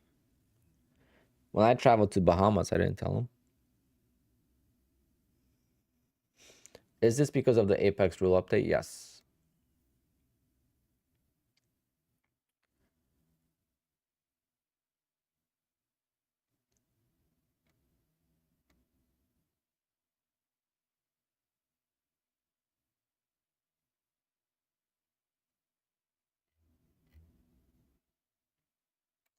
Is it dangerous being a wedding DJ? What does that mean? Dangerous.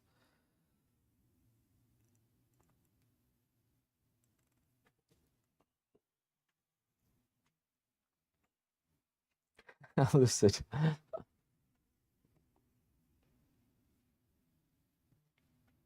Well, it's dangerous because the speakers are very heavy.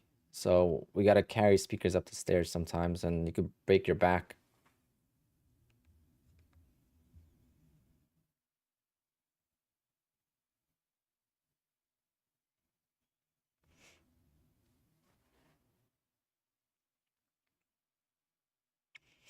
Wow. Well, Nutty's gonna win at least. At least one of us wins.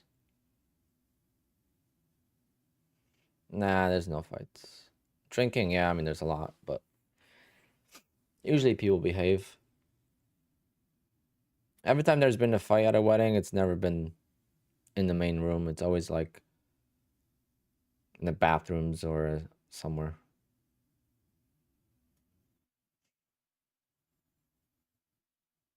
Oh, Nutty sold. Oh, man. He had it.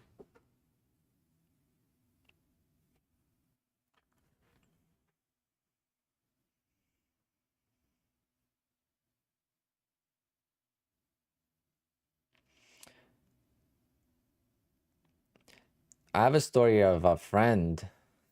So, so I'm friends with a lot of people in the industry because I own a photo booth company. It's a white label photo booth company. That means I do photo booths for other people under their name. Okay, that's white label. So one time, I don't know if we had a photo booth at that wedding. I wasn't there. I don't know if we had a photo booth. I don't even think so. But some guest slashed the DJ's tires in the van because they were playing too loud. I mean, I've never heard of that before, but they were playing. Like, I don't think he complained to the DJ. He just went and slashed the tires. He saw the van and he just like slashed the tires. It was crazy. Um, Obviously they caught him on camera and stuff, and the bride or the groom pointed him out. But it was pretty. That's one of the craziest stories I've ever heard, and the fact that it happened to one of my friends is crazy. Some DJs do play way too loud. I'll tell you that much. We are half deaf, but sometimes it's just way too freaking loud.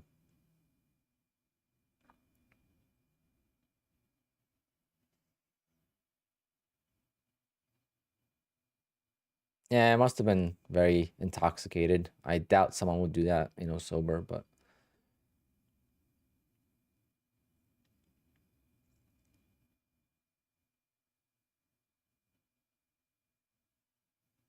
I'm a wedding DJ in New Jersey. I don't DJ clubs or anything like that.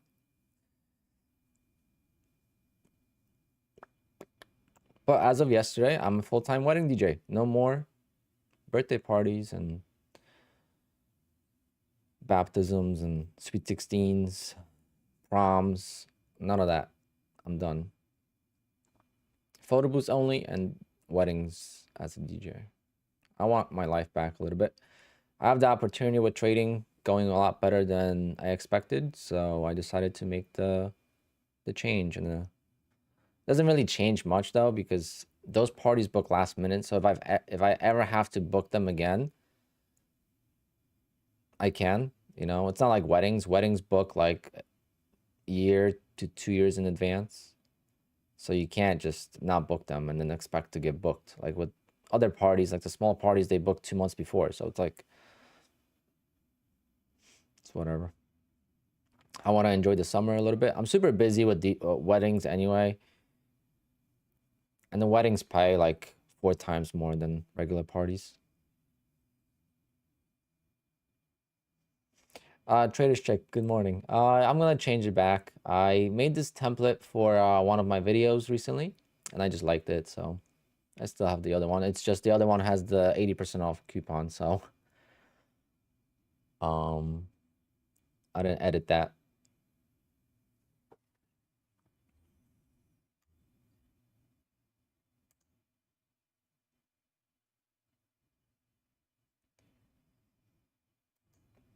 Nope, wrong one.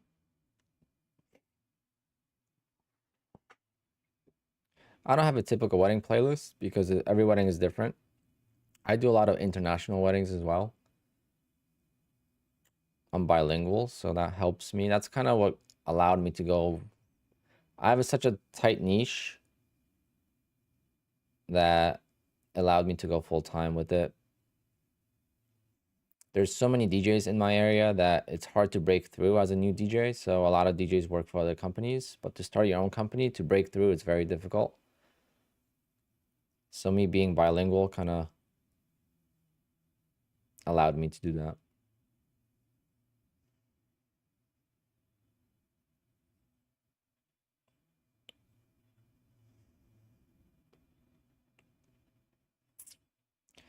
But like I could do a Spanish wedding. The newer stuff, I'm not as up to date on it. I'm pretty good with it, but not as up to date. But like the classic, like Spanish music, Latin music, love it. No, Polish. Is EDM in? Yes. EDM is huge in New Jersey. Like our weddings in New Jersey are parties. They're not like, and how I know this because I'm in like different groups for DJs, right? Weddings outside of tri-state area and outside of like, I guess California, maybe Florida, different ball game. Like more low key, a lot of outdoor barn style weddings, you know, more laid back, casual. Like no, our weddings are insane. I mean, we turn them into nightclubs. crazy cocktail hours. I mean, the type of food we have for cocktail hour, you don't have to eat dinner. And then you drive an hour from here and you're eating cheese and crackers for cocktail hour. It's, you know, we got pasta, lamb chops, steak, different types of chicken, seafood. I mean, insane amounts of food. Yeah, Polish weddings are one of the craziest too. Polish weddings in Poland are from 3 p.m. to like 5 a.m. So they legit go for 12 plus hours. So people really love to party. I feel like Latin and Polish guests party the same. Just nonstop. Just want to dance. American weddings, obviously, that's depending on the crowd. Sometimes it's more laid back. Sometimes it's a party crowd. Sometimes it's EDM. Sometimes it's country music. Sometimes it's, you know, Blink 182 type of crowd, you know. Every wedding is different, and that's what makes it fun after all the years of DJing. I've been doing it for 18 and a half years. And every wedding is a different playlist, and that's what makes it fun. Because I do a lot of multicultural weddings. I've done, you know, obviously Italian. I've done Portuguese. Recently, I did a Brazilian wedding. Like that kind of music, I don't know. So like I have to just get a playlist from them and try to figure out how to mix the music, which it's like a challenge. And I don't feel as comfortable doing that because I think the DJ needs to know the music in order to really perform to the crowd. Like I'm able to adapt when I know the music and I have a huge library in my head of music. I could adapt to the crowd versus if I don't know the music, I'm just guessing. I'm like, oh, this sounds good to me. I'm gonna play it. I've done Indian weddings. Indian music is actually really, really fun. And actually, Indian weddings are one of the craziest weddings too. I forgot about that. The one I've done, you know, the ones I've done were more Americanized, but the true Indian weddings, I've done photo booths for them. I mean, it's 500-600 people just going crazy. They drink more than anyone. It's obviously depending on the religion. But the ones that drink, they party, they drink, and a lot of their songs are like remakes of American music. So like hip hop, they use a lot of hip hop and like mi gente, you know, Spanish music. They have their own versions of those songs in Indian. So it's really cool. And the DJs are really talented. So I just love the whole industry, the production side of it. It's not just music, you know, it's the lighting, setting up the lighting rigs and programming the lighting. There's so much to it that I've just been super interested in it since the beginning, 2005. So yeah, I have not worked since 2015. Everything I've made money with has been a hobby or a passion. I have not worked a job. And so trading does not have to make me a lot of money. I just wanted to make me extra money for the hobbies. I don't spend my money. Yes, the car, but I could have bought the car with just DJing after saving for all the years. Maybe not, I wouldn't have spent this much. Obviously, I added more options, but you know, at that price point, extra 40 grand is whatever. And the car is gonna hold its value and it's gonna be worth maybe $20,000-$30,000 less in 5 years. Especially if they come out with hybrids. What was my worst real job? EMT. That was my worst. It depends what does worst mean?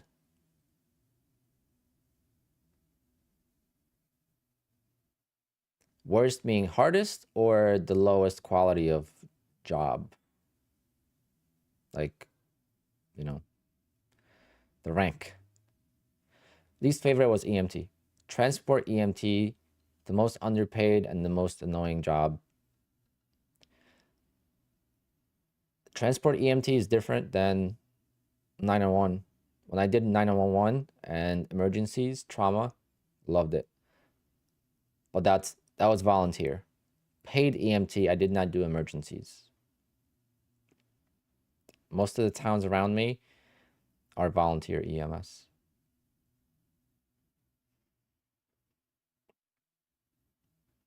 I had people die in my hands. Let's put it that way.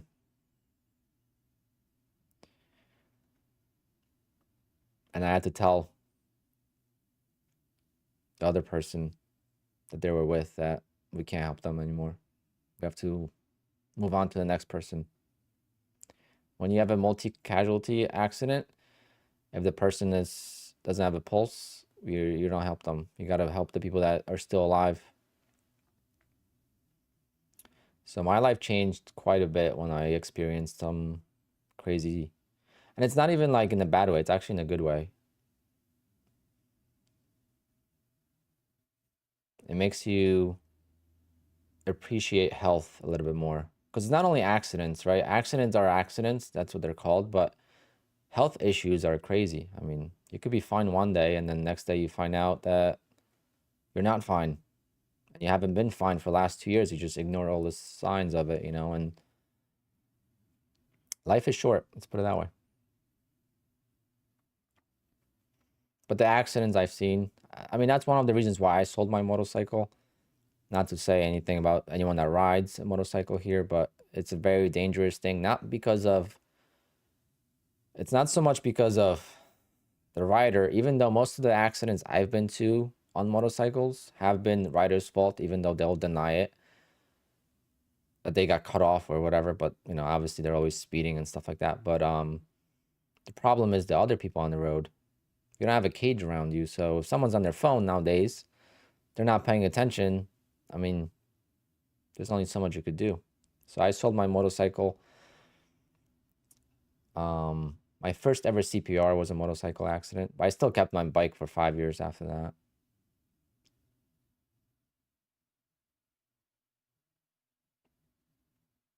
And it's obviously, still like you see things because you drive by those areas and you see it, like the flowers for the people and stuff.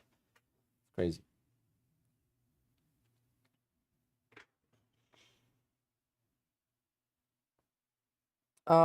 Legal replay. I mean, it's not all of them. The problem is it's very easy to be reckless on the motorcycle. I used to never like riding with people.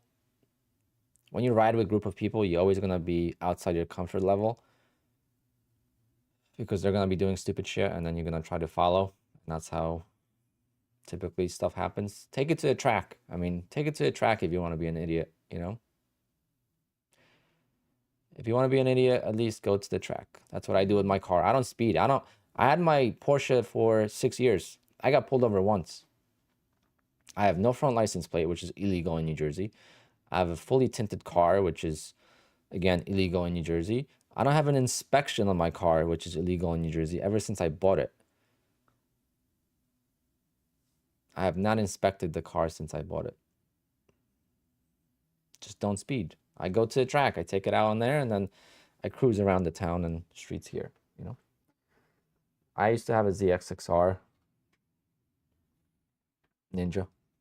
I don't have it anymore. I sold it for trading, actually, but then I was like, I don't ride it anymore because of all the stuff I've seen. Got kind of tired of it. I wanted to take it to the track, but it was too risky. Going to the track on the bike is risky when you have a business that you need your health, right? If I go to the track with my car now and I see it, motorcycles go down all the time.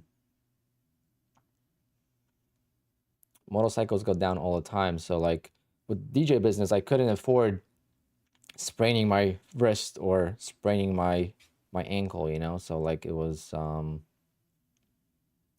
to let it go, and I sold it to fund a small account. It's on the window, Bobby. I got pulled over for expired inspection on my other car, but I've never been pulled over on my Porsche. And then one time I got pulled over for speeding, which wasn't even like crazy. I didn't even get a ticket for inspection or speeding. Just got a seatbelt ticket.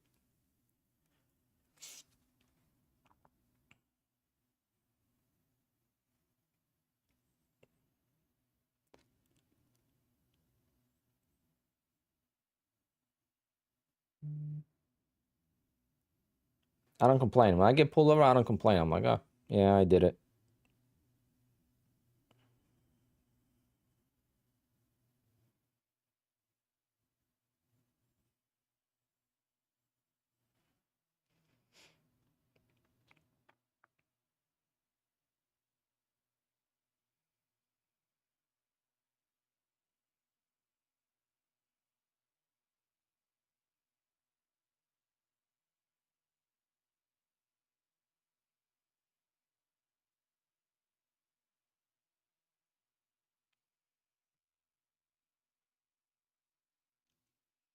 Have I looked into Bookmap? I have not looked into it. I do have a call with them tomorrow at noon.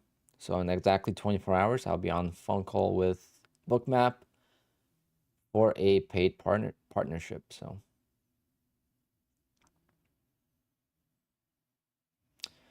thoughts on the markets. I guess we went into a range at this point, and I attempted to break the range twice. I tried to short. I got stopped out, either break even or one loss. So for now, I don't have any bias. I'm still short bias overall, but I have to end the stream soon, and don't know if I'm gonna take one more trade. I don't mind being down one trade, $200. I'm gonna start using it if it makes sense. I don't even know exactly what it does. So they're probably gonna give me a free version of it, and then see if I like it, and then maybe they'll give me a partnership. I don't know how it's gonna work. If it's just affiliate, I'm not gonna do it. I don't care enough for that because then I have to sell it. I don't want to be selling to make it worth it. You know, is what I'm saying. Like with Apex, it's different because Apex is like a prop firm that we all use. So like that's just the link, and you're gonna use it anyway, right? But Bookmap is not something you're gonna use unless I tell you like, oh, it's great, get it. You know, so I'm gonna be upfront about it, and if they give me $1,000 a month or something like that, that's gonna be great. That's part of being on YouTube, and then we're gonna share it. We're gonna do giveaways. Let's say $100 every Friday. You know, we'll call it the Bookmap giveaway. We'll see. I have no idea though. They just reached out and asked. So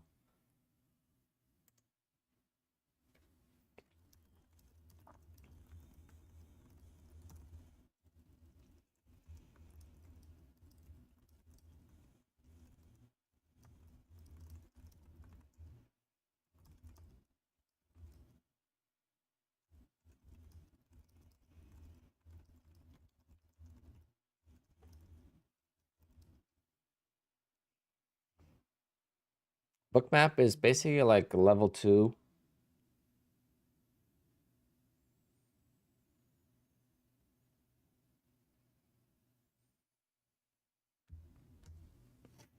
Sorry, guys.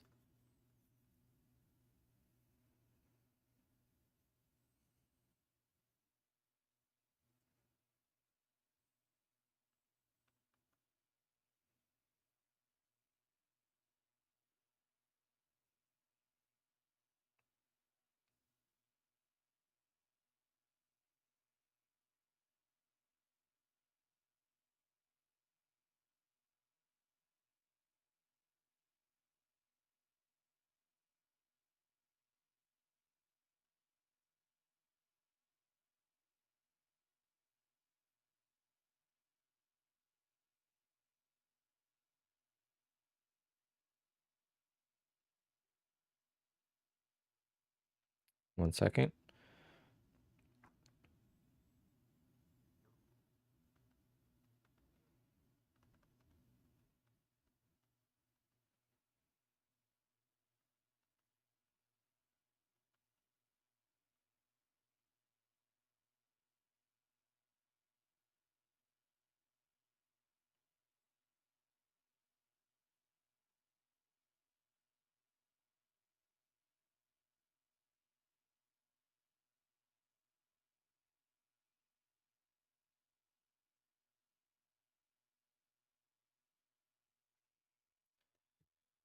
Oh man. Am I not copy trading anymore? I am. Well, only 3 accounts at a time. I took 1, 2, 3 trades today, broke even on 2, and lost on 1. So like a couple things to take out from today. Number 1, that's why I used to scalp, right? I was up twice nicely on the trades and I got out break even. Even here I was up nicely and I got out break for a loss. So every trade I took, I was up at least 4 points. So if I was scalping, I would be 343 versus now I'm not scalping, 043 with 2 break evens. So it's like, you know, things to learn from why I used to scalp. Break even trades are a win in my book, not in mine, because example here is a good one. I went short here. I got out break even here. If I never took out the break even, my stop would have never been triggered because this was even not even the stop yet. My stop was 741. So that right here was my stop, 751. This would have ended up, you know, hitting the target right here. So I got the trade. I stopped out break even. Then eventually it went, I reshorted, which I should have never done. I was chasing it. I reshorted. I thought maybe if it breaks the 30 level, it'll continue lower.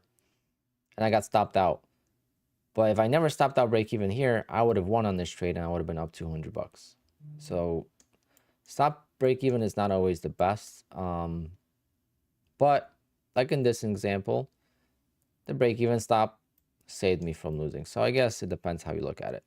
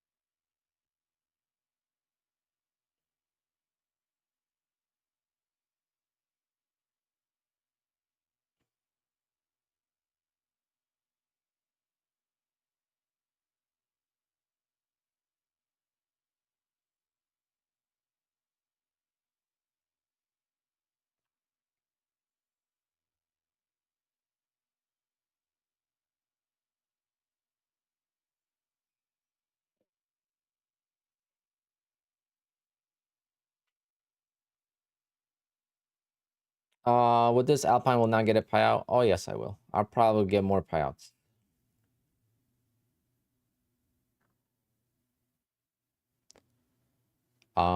If I traded like I used to, then I wouldn't get maybe a payout, but I will get a payout trading this way.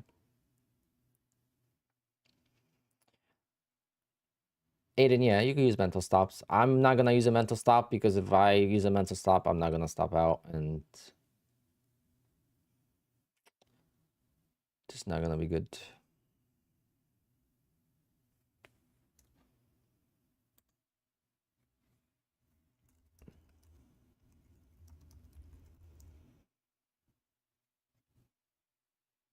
Yeah, it's all about finding that, you know, $200 trade. I mean, Friday I had a really, really good day. Today I just woke up late. I got a late start and I missed a big move. I mean, I was trading. I was at the computer, but I missed a big move with the Apex accounts because every time it pulled back, I thought that was it. I thought that was gonna roll over. Because oftentimes it does. Oftentimes it doesn't continue, right? So.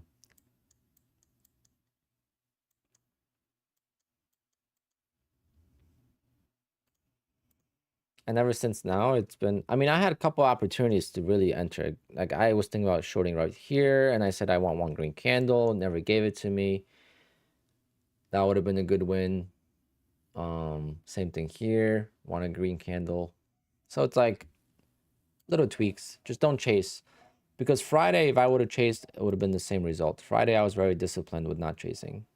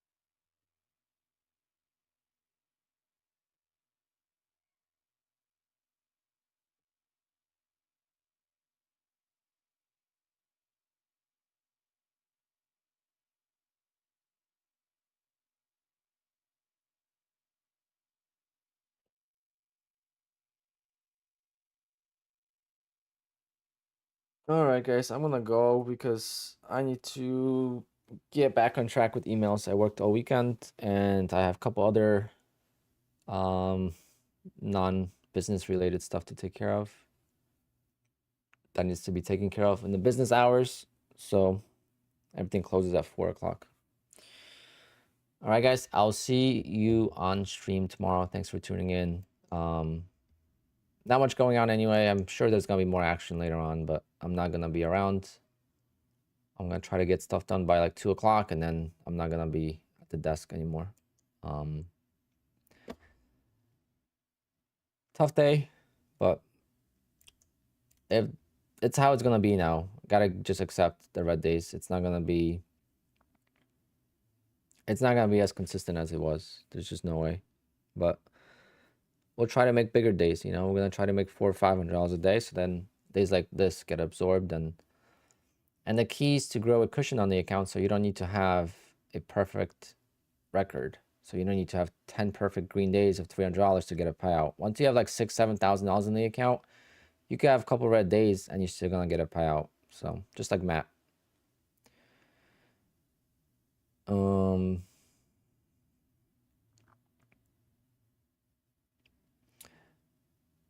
You're trying to lose on purpose. I'm assuming you're on an eval. Basically go full size on eval and set yourself a stop of 2 ticks or 3 ticks. And it should take you out most of the time. Use market orders and it should take you out for 2-3 ticks and just repeat. 14 grand, that's amazing. KB trades, awesome. Good job.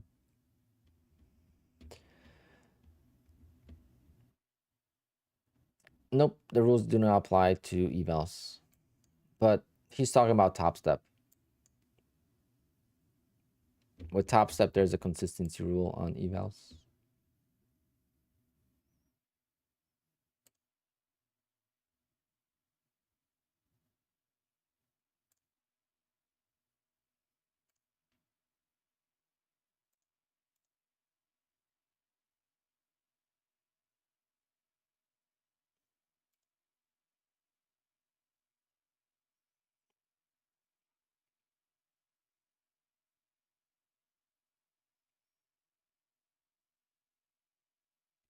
All right, guys. I will talk to you tomorrow. Don't forget that tomorrow is the last day to do evals if you want to get payouts early June. All right, so I'm gonna try to pass 2, maybe 3, and then we have NVIDIA earnings, so I'm gonna try to pass maybe a couple 250Ks on that, see if I could get some. All right, guys, talk to you tomorrow.